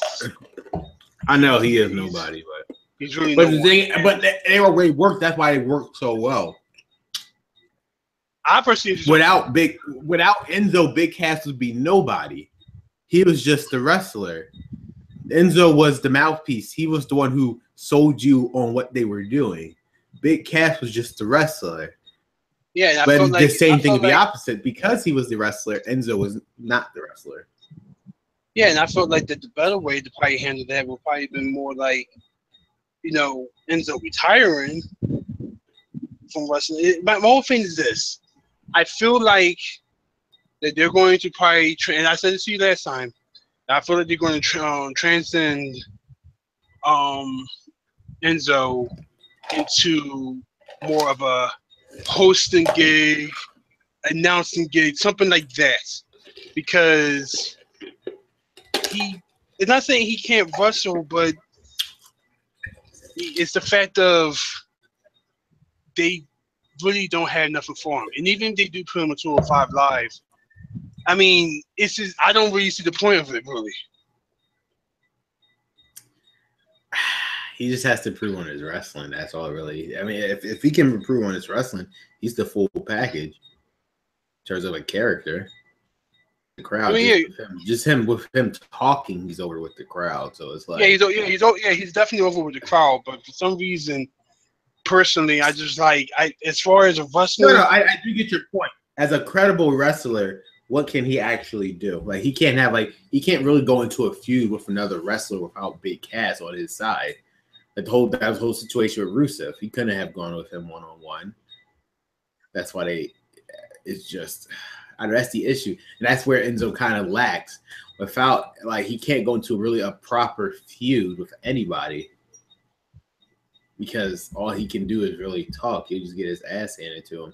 Now, granted, we only seen this with Big Cass, but that's an exception. Big Cass is 7 feet tall.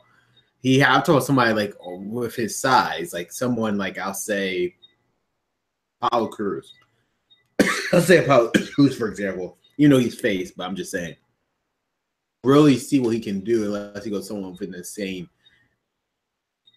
size category as him, which is why I lead into cruiserweights. But that's the whole issue. You can't really fight anybody but in his size. He's not one of those he's not like a Finn Balor where it's the size doesn't matter and he will still kick your ass anyway. His size doesn't matter. With Enzo, size kind of does matter. Yeah. The way he's been built, we know realistically he cannot fight someone like Samoa Joe, Braun Strowman, Roman Reigns, Big Cass, because they're big.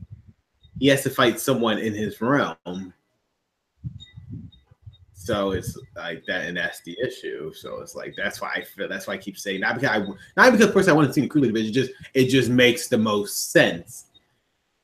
If I was booking this, what can I possibly again? Big Cass probably gonna be in the world title picture probably by the Royal Rumble. What can we possibly do with this guy who sells merchandise? It's over with the crowd. He will get the crowd fired up and whatever. What can we do with this guy? commentary won't solve that because all they're gonna keep chanting is all Enzo or whatever. We had the same situation with Austin Aries every time the Cruiserweights was on, and it's currently raining outside. Every time the Cruiserweights was on, It's raining. Yeah, all they were chanting was Austin Aries. So it's like, really? No, not yet. Really? I mean, I see it. I mean, it probably hasn't come up this way yet.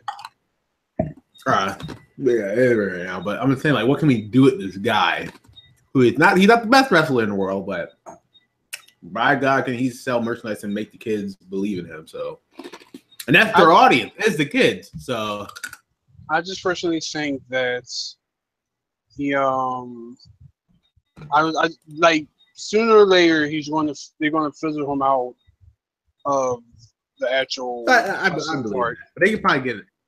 They could probably get a good year out of him, at least doing something. One more year of this before they transition to something different with him. But the whole point I'm trying to get back to this, the only good upside is the end. When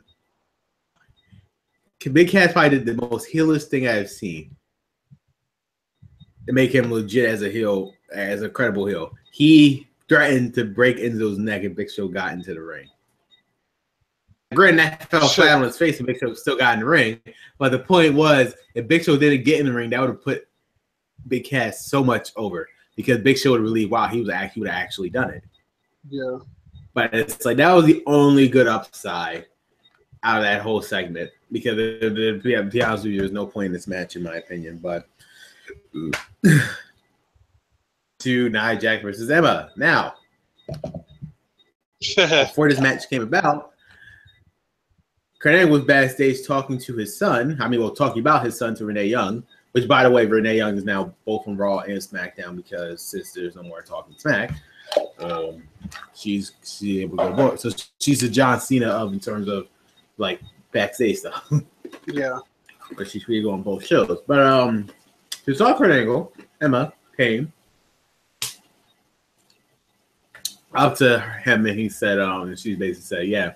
It was all nice that you finally get to meet your son and whatever, but we didn't get my opportunity. Kurt Angle said, everybody just worked for the opportunity. She said, fine. I'll probably just go see, be with your son. I guess that pissed off Kurt Angle, so she put her in a match against Nia Jax since she wanted the opportunity.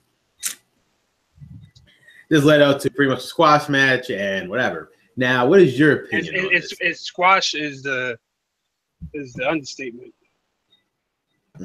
Yeah, well, I mean, yeah, I was about to say it did debut a new finisher for Nia Jax. That was incredible. What she did but yeah. I mean, any opinions on this squash match? Here's the thing. Sometimes when it comes, and it goes for any job, really. You gotta be careful what you put on social media. I try not to anymore. It's because it's hard. If anything, I would tell a joke behind it. Also, I don't add people from my job, except for like a couple of people who like not bosses. But I don't add people like my bosses or anything like that on social media. True story. One of my managers happened to be on Facebook. He was like, "Hey Ryan, I came across you on your Facebook." Like, oh, okay. And personally, for me, my Facebook is private unless you are my friend. So you couldn't see any of my posts. So he was like, "Hey, you mind if I see your friend request?" Like, to be honest, sir, no. I would rather you not do that. Like, why not? Like, because personally, I rather you not be a friend on Facebook because you are my manager. And I want to keep it as a manager, manager-employee relationship, other than you trying to be my friend on Facebook. Like that's a personal thing. Main reason I talk a lot of shit about him back then. Okay, now with that said, I'm not Emma. I'm not working for the WWE.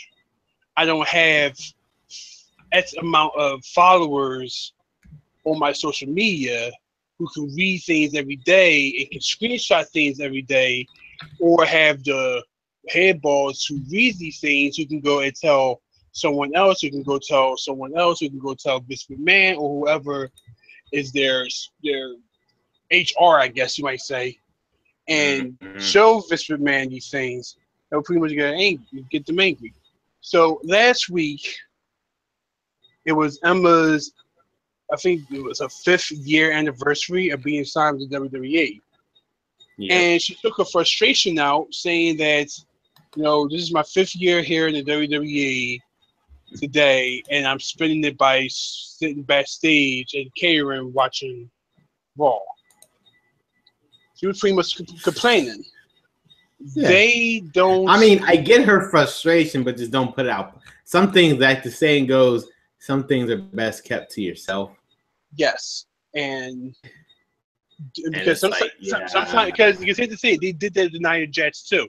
Nia Jax got punished for saying something when they was like, "Hey, imagine what would happen if you use all the Raw females or whatever." Blah blah blah blah. And that's what they did, and that's why she lost. Yeah, so she got punished. Same as that thing here. You can't go off and say something like that and not expect any type of repercussions.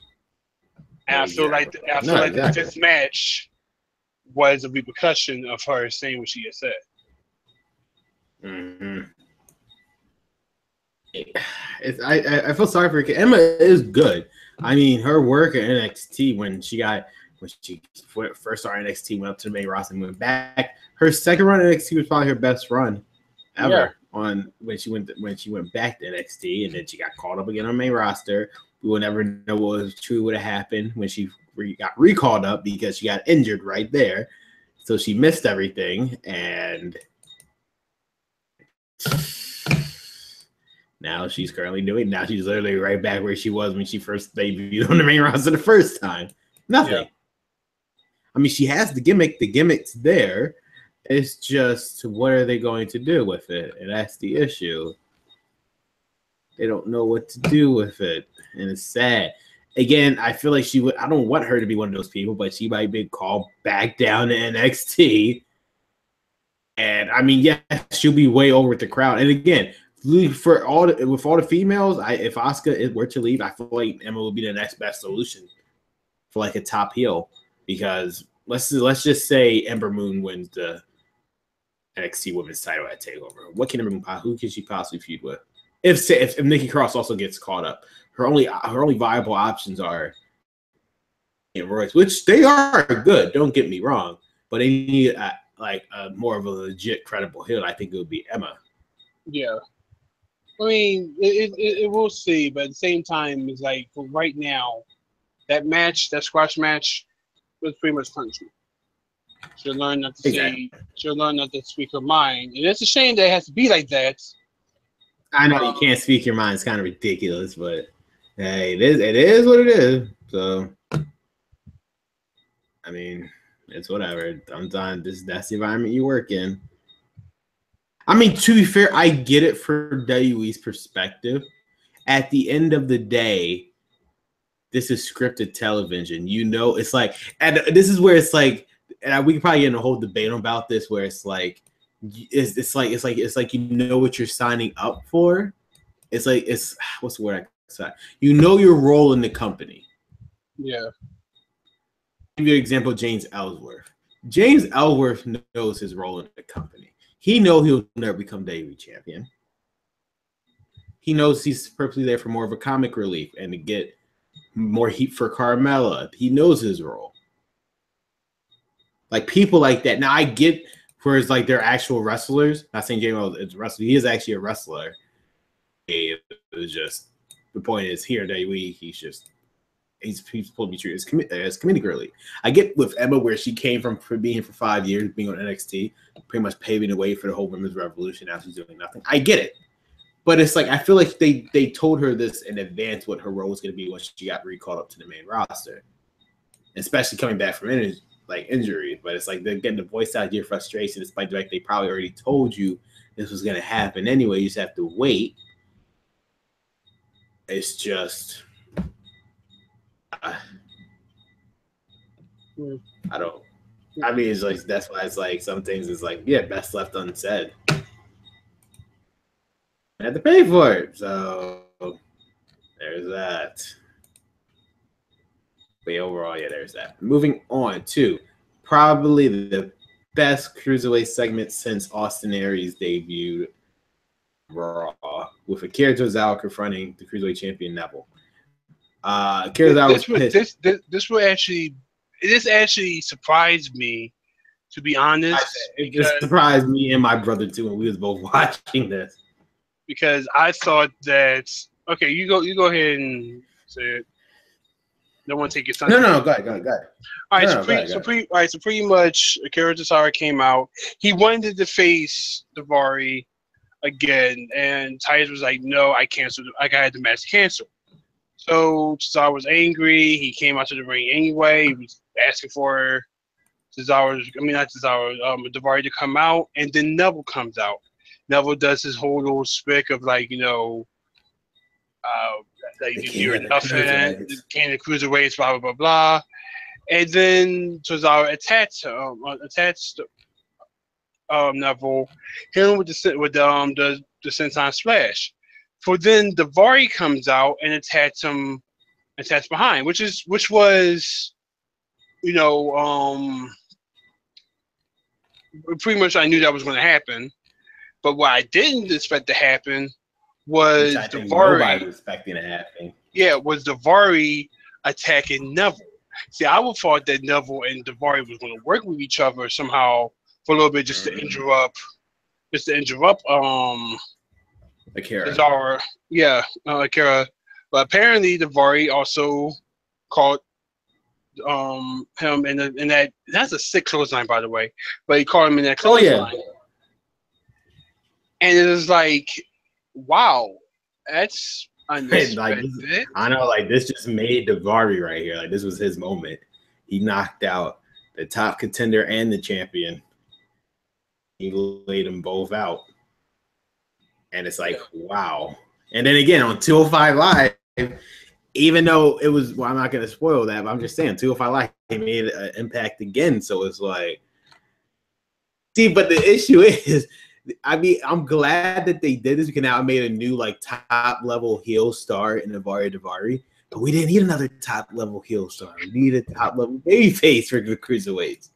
Well, I mean, listen. We didn't need while that's true, this is also a good thing for Daivari because Daivari is one of those wrestlers who we had said that was buried under the other people like Tozawa, Neville, and stuff like that. Like these are like they're. He was never like considered a priority in the cruiserweights. Yes, thank you. I couldn't figure the words out to say it. Like most people, and it's so recently I kind of forgot he was around. So that's understandable. So here is now he's pretty much in the whole roster of things of like, hey, here I am, and I'm going to make the best out of it. I'm going to make y'all know who I am. You're going to I'm gonna make y'all know who I am. You're going to respect me and everything. And also, it shows that he's more than just that. The character they were going for, we were trying to play like this. Hey, I'm a rich Arabic guy. Which I do like that gimmick because it sticks from compared to the previous gimmick where it was like, hey, I'm just the Daivari name. Yeah, but at the same time, it kind of reminds me of. Alberto. No, not Alberto. Whoa, not Alberto. Yes, but also like a Persian. Hey. I don't know if you've seen most Persian people, but some Persian people is like, yay, I have money. Yeah, I never actually seen it before Daivari. I never actually seen like the way he's been acting like compared to like the other Persian people. I never actually seen this before, so new to me. Whereas like I'm talking like the Persian people, like I never seen like a Persian wrestler from that just didn't act like this. So this is something new to me, at least. But for some reason it just seems like that. So he's a little more aggressive than just that, and I like to see that. I like the fact that they're using him more than just that. Mm-hmm. And no, again, it was a shocker. It made the cruiserweight division put on notice, like not the only person that you should be worried about. Like you should be worried about this guy. He like knocked out Neville Cole with that clothesline. So I mean, hey, yeah, it made me definitely look forward to 205 Live when I was watching. I wasn't watching anyway, but like that definitely, because I wanted to see the fallout. Especially when they announced him versus Neville. And again, what happened on 205 Live just made me believe anymore. It's so sad because Austin, I feel like they're doing this to spite Austin Aries because he made it seem like he's like whatever they're gonna do cruiserweight to once again like work and whatever. But it seems like they're building the foundation here. It's like they know recently been happening as soon as Austin Aries. What happened after Austin Aries left? We had an I Quit match between Sega Alexander and Noam Dar. We had a 2 out of 3 falls match, probably the best 205 match they ever produced between Drew Gulak and Mustafa Ali. It's like they're doing these things on 205 Live to make it show like, hey, this is the show to watch. You don't have to watch the Raw pay-per-view to see this feud end. Like, watch it on 205 Live. And, I mean... You're right. I just wish Austin Aries would have just waited.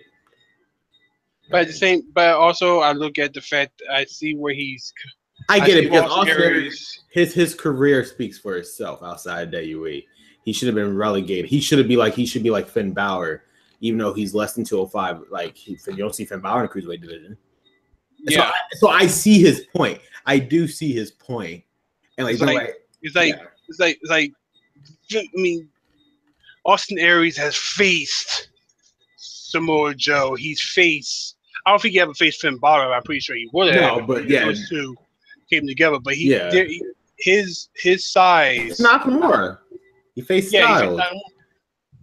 You know, and he's rude. Like they are considered heavyweights while he's considered a cruiserweight. But the fact that he actually faced these people before, and I have to take this call. Okay. I mean, what was the next segment anyway? All right. Let me. No, good. Hold on for a second. Yep, we'll take another quick break. You go ahead and talk. I'll just come back. Okay, no problem. So the next match, which was a big one, it was #1 contenders match: Sasha Banks versus Bayley. The winner faces Alexa Bliss for the Raw Women's title at SummerSlam. And by God, before this match, it was a whole debate on Twitter who was going to turn heel. Either Bayley or Sasha or Bayley. The answer was neither. Neither of them turned heel, but it does change the fact that it was a good match. They went back and forth. I mean, the hard hit, especially that one hit with the elbow that Bayley did to Sasha, I thought it actually broke her mouth. Because like the way she reacted to it, I thought it actually did break her mouth. I mean, she wasn't bleeding or anything, but yeah. It was a good match. I mean, was it match of the night? I mean, looking at the card, I think besides Finn Balor and the main event, I said that was match of the night, but I'll explain why later. But this match was something else. Only one, basically how it ended was Sasha Banks did the frog splash on the top rope. She hit it, but then Bayley was able to pull her over and just put the pinfall on her instead of Sasha Banks with pinfall, and Bayley won the match. So she kind of did like in a quick way so to make sure Sasha Banks couldn't have the time to kick out. And Bayley became the #1 contender. Sasha looked very upset, but she didn't like attack Bayley. So she's not heel as of yet, but she didn't attack Bayley. Alexa Bliss came out. She stood next to Bayley, holding off the Raw Women's title. And now we have it official at SummerSlam for the Raw Women's title. Alexa Bliss will defend the Raw Women's title against Bayley at SummerSlam. Now, this is something because for the past 2 months, Bayley has been buried week after week. Ever since she lost her Raw Women's title at Payback, she's been buried week after week after week.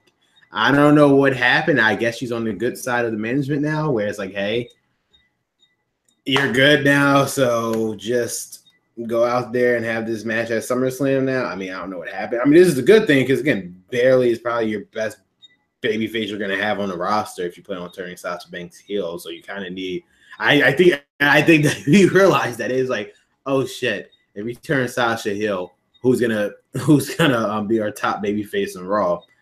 And then you nail her down to Bayley, Dana Brooke and Mickie James, and there's your answer. I think they realized what they were going to do. They were like, well, screw it. They had to re-push Bayley again. Unless Asuka was going to come to Raw. Otherwise, I think your only credible babyface would have been Bayley, so they had no choice but to do this. If they plan on turning Sasha Banks heel. So I think this was a good move. Now Bayley can have her spark again. She can move forward. And we just have to look forward to facing Alexa Bliss for the Raw Women's title.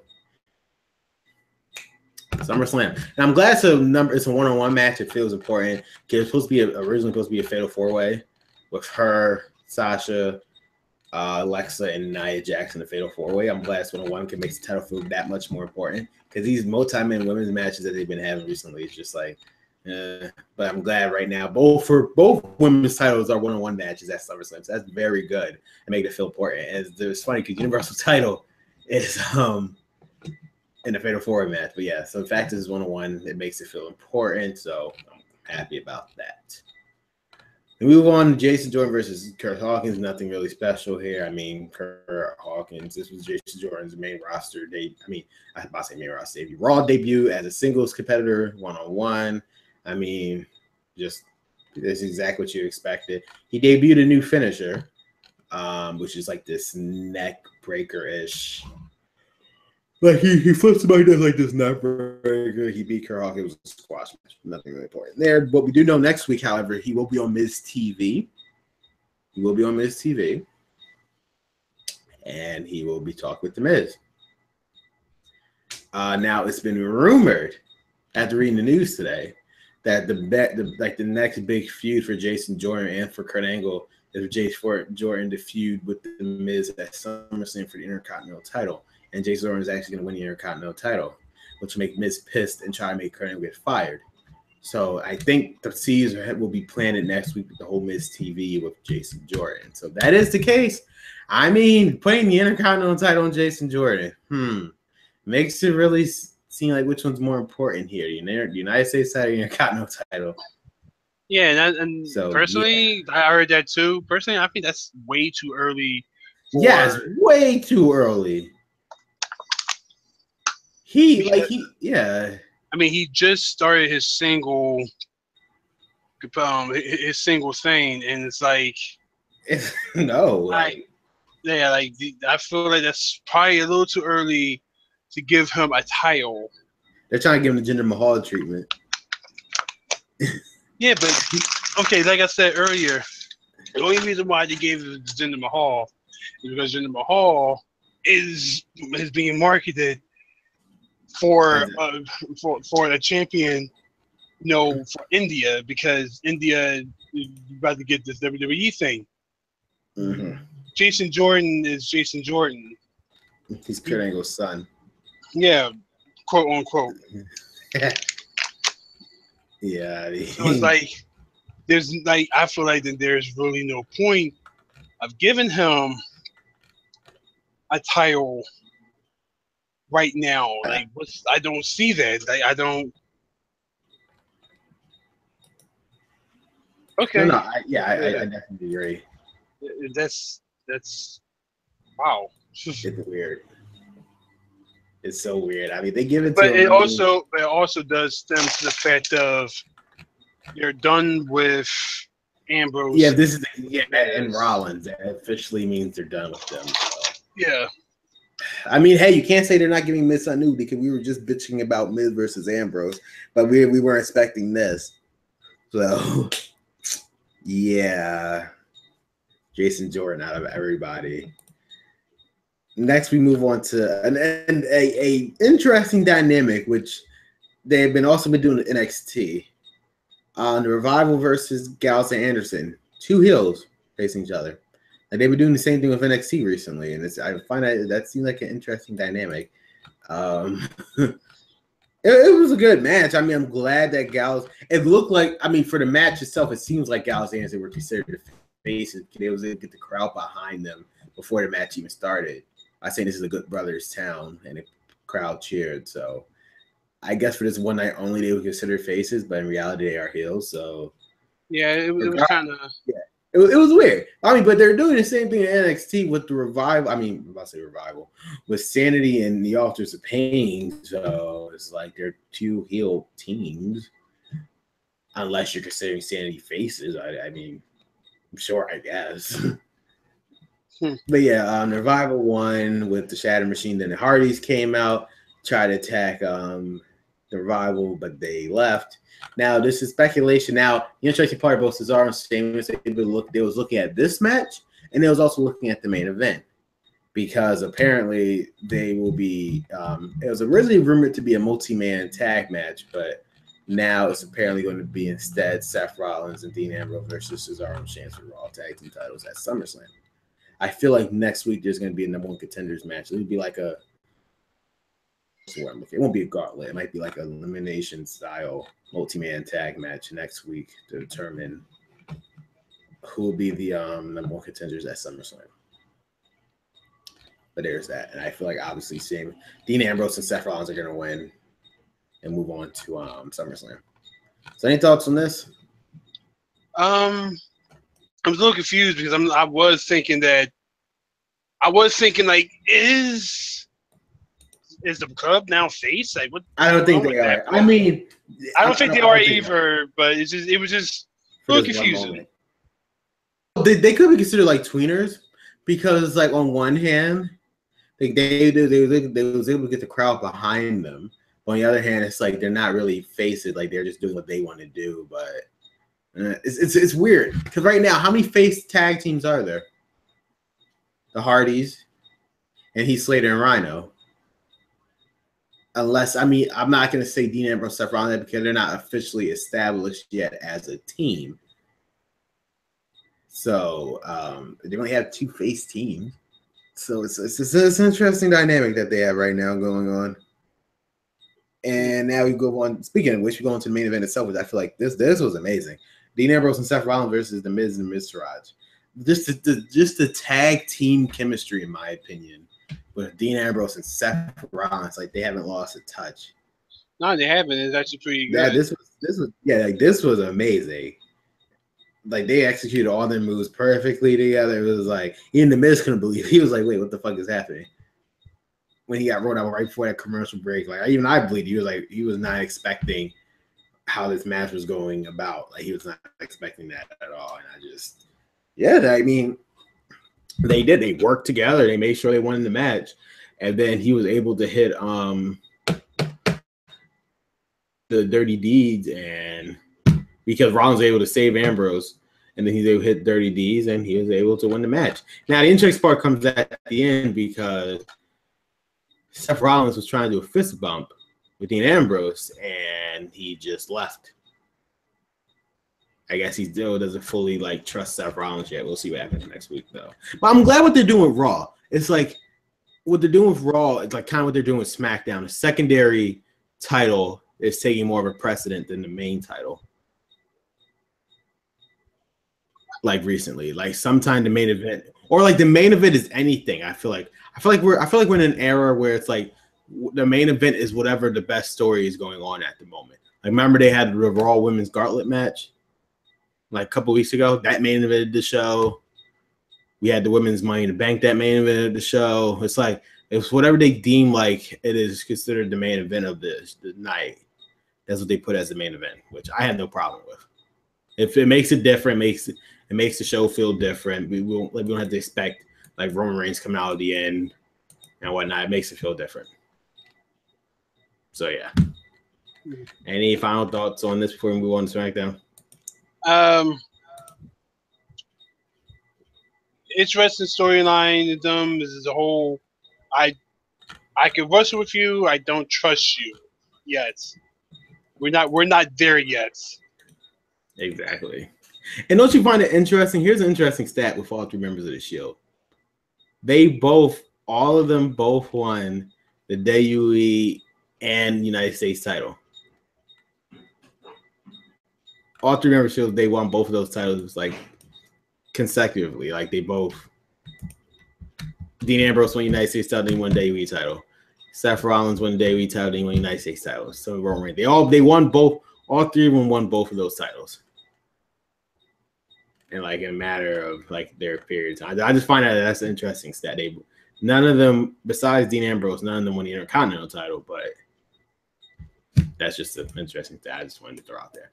However, we're moving on to SmackDown. SmackDown opened. Ooh, this was a good one.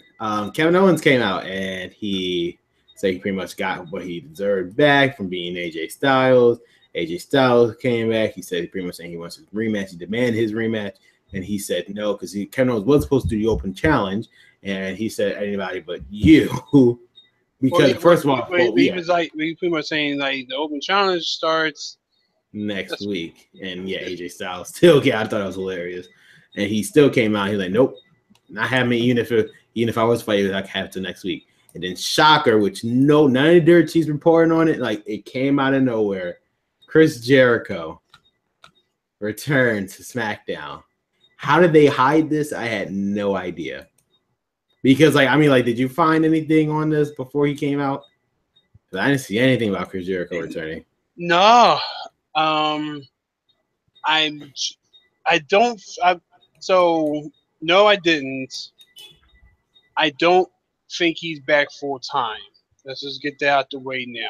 He's not back full time. He's probably just had like a break in the tour that he's doing, and he probably they either asked him. I'm pretty sure they asked him because they have a tendency of excuse me. They have a tendency of asking people these type of things of the WWE in general has a tendency of asking Jericho, damn near break his back to be like, hey, wanna do this, but I'm on tour. Yeah, but you're near here. Exactly. And it's like, but I'm not. I'm on tour. Like I told you, I was taking because you gotta remember, and he said this on his podcast that if he was supposed to take his break way before WrestleMania. Oh yeah, And apparently when he took his break at WrestleMania, he they pretty much talked him into. I'm sorry, I'm reading some things. I'm a little distracted. But he pretty much they asked him, can you wait until after WrestleMania to take your break? And he was like, all right, fine. Pretty much they paid him more money to be like, all right, yeah, let's wait a little bit until you take your break because we have this thing going on with you and no one's or whatever. So he stayed and everything that all happened.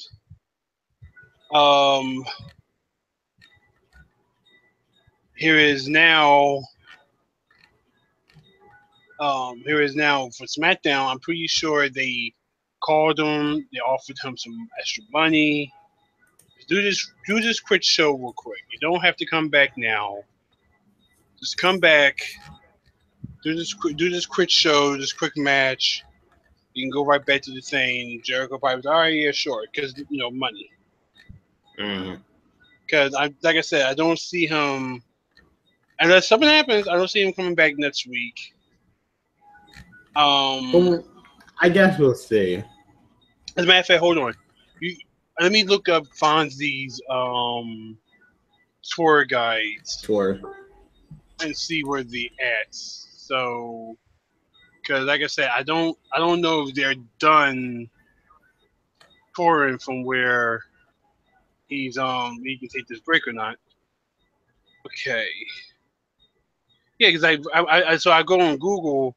One of the things that says is that come join us. This is 2 hours ago. Come join us for the best VIP experience to rock and everything. So that was 2 hours ago. But let's go to think. Mm-hmm. Okay. Well then, the next time Fonzie is actually going to be playing is September. So he could do SummerSlam. Yeah. Which led me into my point as to I think why Kevin Owens won. Before SmackDown, I was thinking in my head the reason why Kevin Owens won so they can have one more match. Him versus the third of the trilogies on pay-per-view, him versus Jericho for the United States title one more time.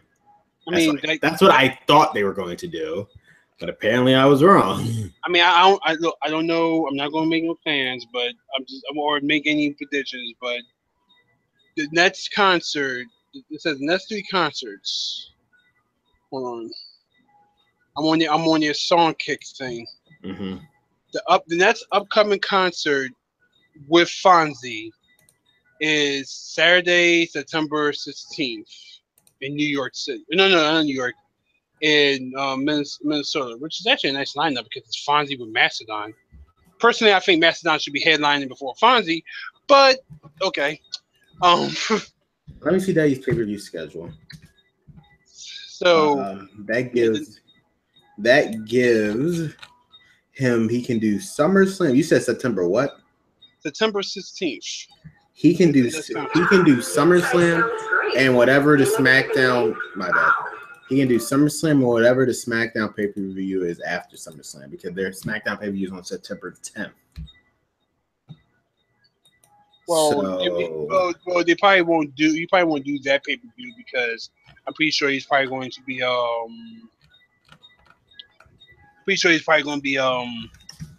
resting so he could be in conscious shape. Yeah. So he can to be in conscious shape to perform. But yeah, the next upcoming concert for Fonzie is on the September. And then September, then he got the 29th he's still in the United States, but then on the 27th of October, he's over in the UK for a couple of weeks. Then November, he's in the Netherlands, Germany, Switzerland, and Germany again. Gotcha. I mean, I just hope he stays till SummerSlam because he deserves to be part of the biggest part. I mean, look, we didn't know he was even going to be here for this. So I know this came out of nowhere, but now that he is, but yeah, Chris Jericho came out. Kevin Owens was pissed as pissed can be. He came out. Chris Jericho does technically have a rematch clause against Kevin Owens because he never had his rematch for the United States title, but so does AJ. Shane McMahon came out after Kevin Owens tried to leave, and he said, hey, since both of them have a right to get the United States title match, we have a triple threat match. And it won't happen next week. It won't even happen at SummerSlam. It's going to happen tonight. And the stage was set for tonight later on between the United States title for the triple threat. In a triple threat. Owens, Styles, and Jericho. What do you thought of this opening segment? Actually, I kind of missed the segment. How did you miss the segment? I mean, I saw the segment on YouTube, like this morning. No, on Wednesday. No, this morning. Actually, yeah, it was on YouTube this morning. Trying to catch up on certain things for tonight. So, it was pretty much Owens is right now the best heel you have. It is, yeah, hands down. On the SmackDown roster, he is. And so it's like, why not push him to the main event of the show? So that's why I said it's so weird what they're doing now. Again, we're in a day and age where the main title is not the main focus point on the show. It's any title now, whether it's the Raw, whether it's Universal, WWE, the Intercontinental United States, or even the women's title. It's like they are just as important as the main titles. on the shows that they can main event the show. So it's like that's interesting. I mean, I like that because diversity shows that if they're trying to push the fact that everybody's important, which I like. So it's like, hey. Also, I'm really want ice cream right now. Because you hear it. Yeah, actually, I got ice cream downstairs. So now we're gonna move on to Shinsuke Nakamura and Baron Corbin in a match that should have happened at Battleground, but we didn't get this match. This match was perfect, in my opinion. They beat the shit out of each other. Yeah, this one was the better match of the two. Yes, I wish we had this one, especially that ending when you saw Shinsuke Nakamura hit Baron Corbin in the back of the head with that King Salsa in the back of the head, or variation of it. Like that looked like it was painful. And then at the end, Shinsuke Nakamura, with the King Salsa, again to knock out Baron Corbin, and he was able to win the match. Also, Byron Saxton. What? I don't know if you heard him said this, because I did. This is pretty effing loud. But they did the referee. I mean, not the referee. But they did the replay. And Barry Saxton was trying to say, the king of strong style, like as he was doing the Kinshasa. Mm-hmm. Oh, yeah. And he goes and says, the king of Kinshasa. Oh, no. Actually, no. He was like, what he said was the artist formerly known as Kinshasa. I know, it made no sense. It was like, I'm just like the artist formerly known. No, I think I quoted him on Twitter. He said that, and it's like, yeah, sure. Like, yeah, sure. I mean, it's ridiculous. It really is. Yeah. Also, what is it? 9:49. I'm going to have to head out in a little bit. All right, we'll quickly get what we're going to do SmackDown. Yes, we'll quickly go over this. Yeah. So, yeah, at the end of the day, Shinsuke Nakamura won. This will be brought up later in the show. We had Charlotte and Becky versus Lana and Tamina. Basically, actually, that I do want to talk about real quick. Yes.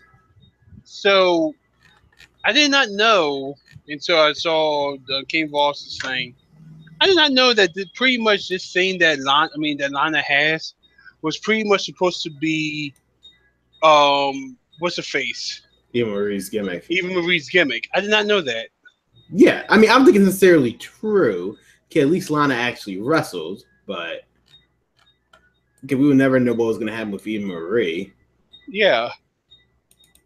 So, I mean, whether that's true or not is up to debate, but... Also, this is like the weirdest lesbian... thing going on with Lana. Yeah.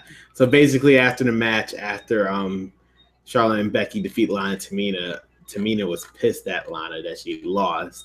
And it's so like, you can see like the tension. It's so weird. It's weird. I thought it was just I thought like Tamina was my original idea was that Tamina was going to win at Battleground and Lana was going to help Tamina win at SummerSlam against Naomi. But since neither of those things happened, since Natalya is number one contender, I don't know what they're doing here. I don't know. I don't know either. Maybe like Rusev might get involved. I don't know. It's weird. It's so weird. So there's that. And now we get to the segment of the night, the bombshell segment of the night. Jinder Mahal came out. The modern day Maharaja came out and trying to figure out who the hell his next opponent was going to be. Out comes John Cena. Which we already knew that was going to happen. Yeah, we all figured. There's been rumored for a while that it was going to be Cena versus Mahal at SummerSlam. So that's John Cena pretty much announced because, again, he's John Cena. Now, the one thing I find most hilarious about this, when John Cena basically said, hey, I'll see you at SummerSlam because I'm going to beat you, become 17-time world champion, Daniel Bryan came out and says, hey, John Cena, you don't make the rules around here. You don't make no one contender matches around here. Me and Shane does. My only question to this, where was this Daniel Bryan at when John Cena came back near the Royal Rumble and announced that he was going to face AJ Styles at the Royal Rumble just because he's John Cena? Where was this Daniel Bryan at? Because True. John Cena didn't earn. I'm saying because John Cena didn't earn that match against AJ Styles. He just got the match because he was just simply John Cena. He was gone from October to January. He was gone, and he came back. He got his title shot. Where did that come from? This is true. That's why I was like, I don't have an answer for that. Yeah, because it was like, where the hell is this Daniel Bryan at freaking Royal Rumble? We see now we had this Daniel Bryan, Shea Man's face would not went through a car had this not happened. Well, maybe okay. So as you say that, maybe this is around the time where Daniel Bryan probably was focusing on Shane McMahon. I guess because this was ridiculous. But yeah, he came out and he announced the bombshell that blew up the internet.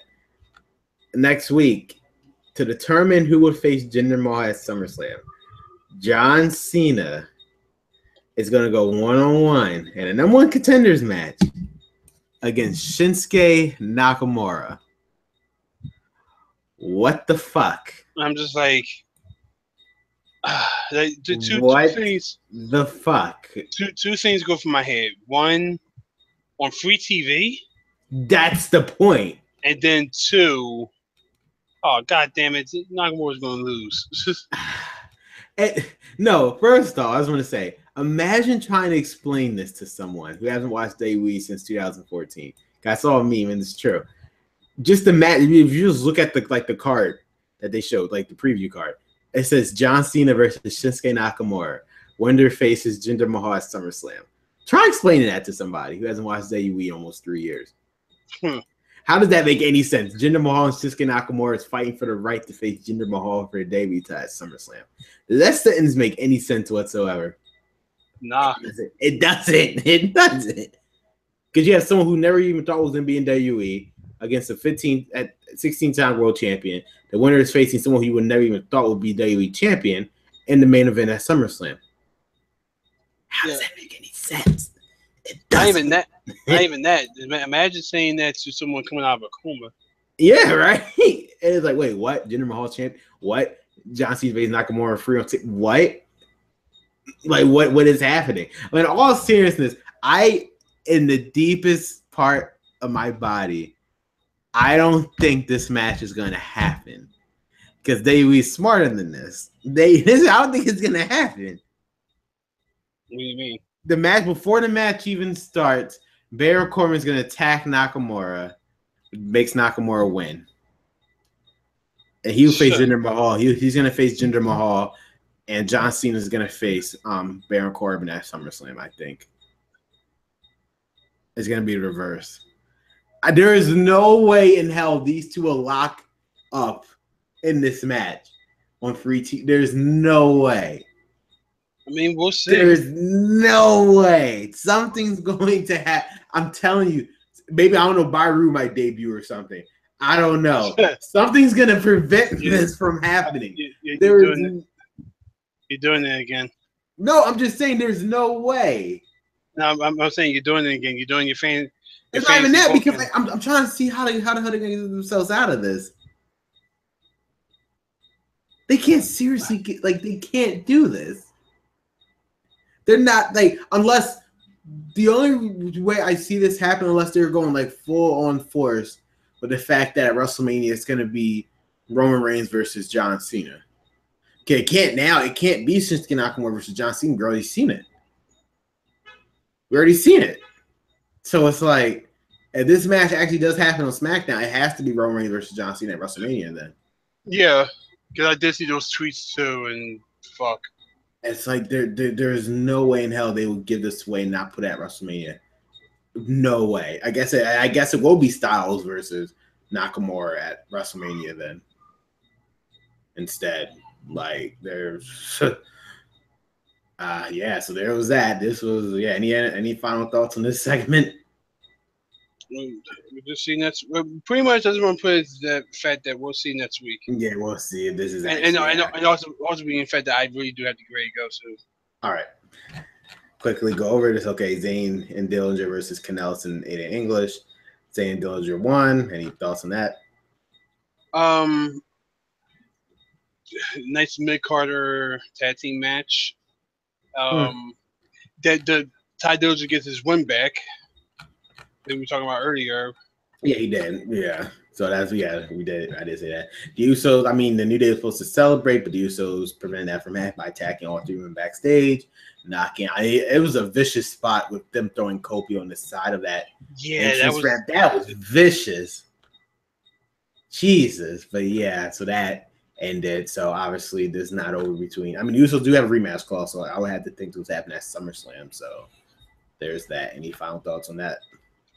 Like I said, that spot was really vicious, Yeah. and I guess that's something that we're going to see probably come up with SummerSlam.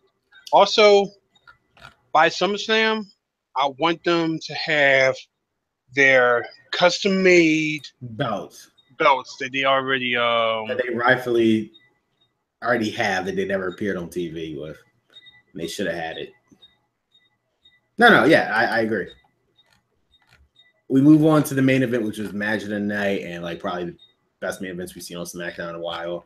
The triple threat, amazing. Well, was a couple points where I thought Kevin Owens was just going to win with the pop-up powerbomb. Thought Jericho's had with when he threw out Styles and he put Kevin Owens in the walls of Jericho.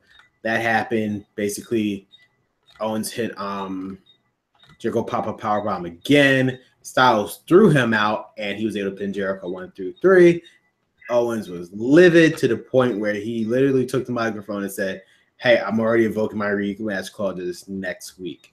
Next week is probably gonna be the biggest SmackDown in history." Yeah, pretty much. If the Shinsuke Nakamura and John Cena match happens, this is gonna be hands down the biggest. It's going to happen, trust me. Well, if it does again, it will just confirm the fact that it will be instead John Cena versus Roman Reigns at WrestleMania. Then, if they actually lock up, then I'm convinced that that's what they're going forward with. Then, so I guess. Okay, we'll just, I guess, quickly. And I didn't watch 205 Live or. Well, I'll just pretty much sum up just at least the Davari and Neville part. They had a match. Akira was out there at ringside, and this is the interesting point is the fact that this is the first time Neville lost the match 1-on-1. He lost. He lost because it was not a title, right? It was not a title, but it was via count out though. That's the other point. But he lost though. This is in the record books. Neville actually lost a 1-on-1 match because of Tozawa, but Davari. He was able to beat Neville. So, hey, he has a win over him. So now he's definitely going to be in contention for a Cruiserweight title match. He has to be. He's the only person beating Neville 1-on-1 since Neville coming back. Yeah. Gallagher got made fun of with Brian Kendrick. There's that. And then the tag team match was a very awesome. I recommend you watch at least this tag team match. Because second I was into the most craziest moves I ever seen. Actually, I saw some clips from that too. I just have to find alternative. I actually, you know what? I'll find some. Yeah, because that I was actually say at least that watch it for that spot alone when he did the TJP, amazing. And then NXT quickly for NXT. I did see the. Did you see at least Cassius versus Hideo? Yeah. So Hideo's full-fledged heel now. Yep. Officially. I mean, I saw it coming because again, what else can he possibly do as a face now? Nothing. Yeah. Besides, you know what? I feel like he should be a heel anyway because the past couple of years with him, it's just been rough. So this is a good. It makes sense. I mean, it makes sense in the story perspective. He hasn't lived up to what we thought he was going to do. So screw it. Screw the fans and screw everybody else. So, Ember Moon beat a local competitor who apparently was on TNA. I had no idea. Then she announced that she wants to face Asuka, which I guess in NXT, if you just announce you want something, you get it. So, yeah, exactly what Real gave her. At Brooklyn's gonna be Asuka versus Ember. We had the Authors of Pain versus two local jobs, which never happened because Sanity came out and they had a brawl right there. Even though Authors of Pain had the upper hand, they played a promo with the Street. Have you heard of the Street Profits? I saw that they had a promo. I mean, they've been on a live event scene for NXT for a while, but they're finally gonna make a televised debut. It's again, I feel like we talked about this last week. Angelo Dawkins has been in NXT for like decades, and Montez Ford. They're an interesting group. I mean, they're not crime time. I feel like they're like their own thing. They look interesting. The Valentine Dream, he beat Caesar Benoit. He would do that. Drew McIntyre cut a promo with Pace telling Byru, "This is not your NXT, this is our NXT." And then now Byru will respond to him next week. And then, as you already said, Cash No versus Hideo. Hideo times fully Fletcher. All right. I think that sums up everything. I guess one more thing. What are you looking forward to for Raw next week in that triple threat match between Roman, Strowman, and Joe? That's another thing. I'm like, for free TV, I can't just hold it. I know triple threat. I know. Well, again, this is how you have to book a show without Brock Lesnar. It's like, what can they do? I mean, yeah, you're right, but it's like same time, like I probably would have been. It would have been better if y'all would have had like Strowman versus Samoa Joe. That's a match that never happened. Which they probably won't give away on free. You see, it's so hard because it's like they can't give. Why would they give that away? The way I feel like it wouldn't give it away, but at the same time, the SummerSlam is how many weeks? 4 weeks from now. Yeah. As of next week, it will be 3. Yeah, all right. So we could have done Roman Reigns versus. I have Roman Reigns do something, whatever. But they could do a tag team match, but the issue is Brock Lesnar's not here. Yeah. Also, I don't think it would be nobody wants that anyway. Yeah, I know. But also, it's just like you could have had just Samoa Joe versus Braun Strowman. That would have been good. No, you're right. I mean, it's just I feel like they got lucky with Joe and Lesnar because in Joe's case, how the feud went, that was their way to reintroduce Braun Strowman on TV. So that was just their perfect way for like leading into like it allowed a week for them to do that. So at least it allowed Brock Lesnar to have a week or 2 off when that happened. And again, Brock Lesnar had Paul Heyman, so Paul Heyman could just cover for Brock Lesnar when he wasn't there. And now it's like now they're involving 3 more people into it, so it kind of is difficult. But yeah, there's that. I actually think Braun Strowman is going to win, though. I'll say that. They're not going to let Roman Reigns win until SummerSlam, so I think Braun Strowman is going to win this one. Now, any other match they have, Samoa Joe is going to win now, and then Roman Reigns is going to win at SummerSlam. That's how I see it's going to happen. Because why not? Of course, it's going to be Roman Reigns. You couldn't just let him not win. You couldn't just let Braun Strowman or Samoa Joe win the title. Nope, it's going to be Roman Reigns. Because why not? Or they could let somebody else hold it. Who? I mean, I would say Joe. He did. I think he done incredible work recently. I think he can easily hold it, but yeah. But with that being said, this is our end of our podcast, guys. Thank you guys for watching. People comment in the chat. Yeah, sorry, we kind of. I have to end it because my mother wants me to do something. Yeah, no problem, man. If I don't get it done now, I'm going to get bitched at later. Dude, it's not an issue. With that being said, this is Ron. This is Craig. You can find Ron on Twitter at I forgot you're at. VGCJ _ Matt Stalin. Gotcha. Otherwise, guys, this is Crater and Ron signing off. Catch you guys later. See ya.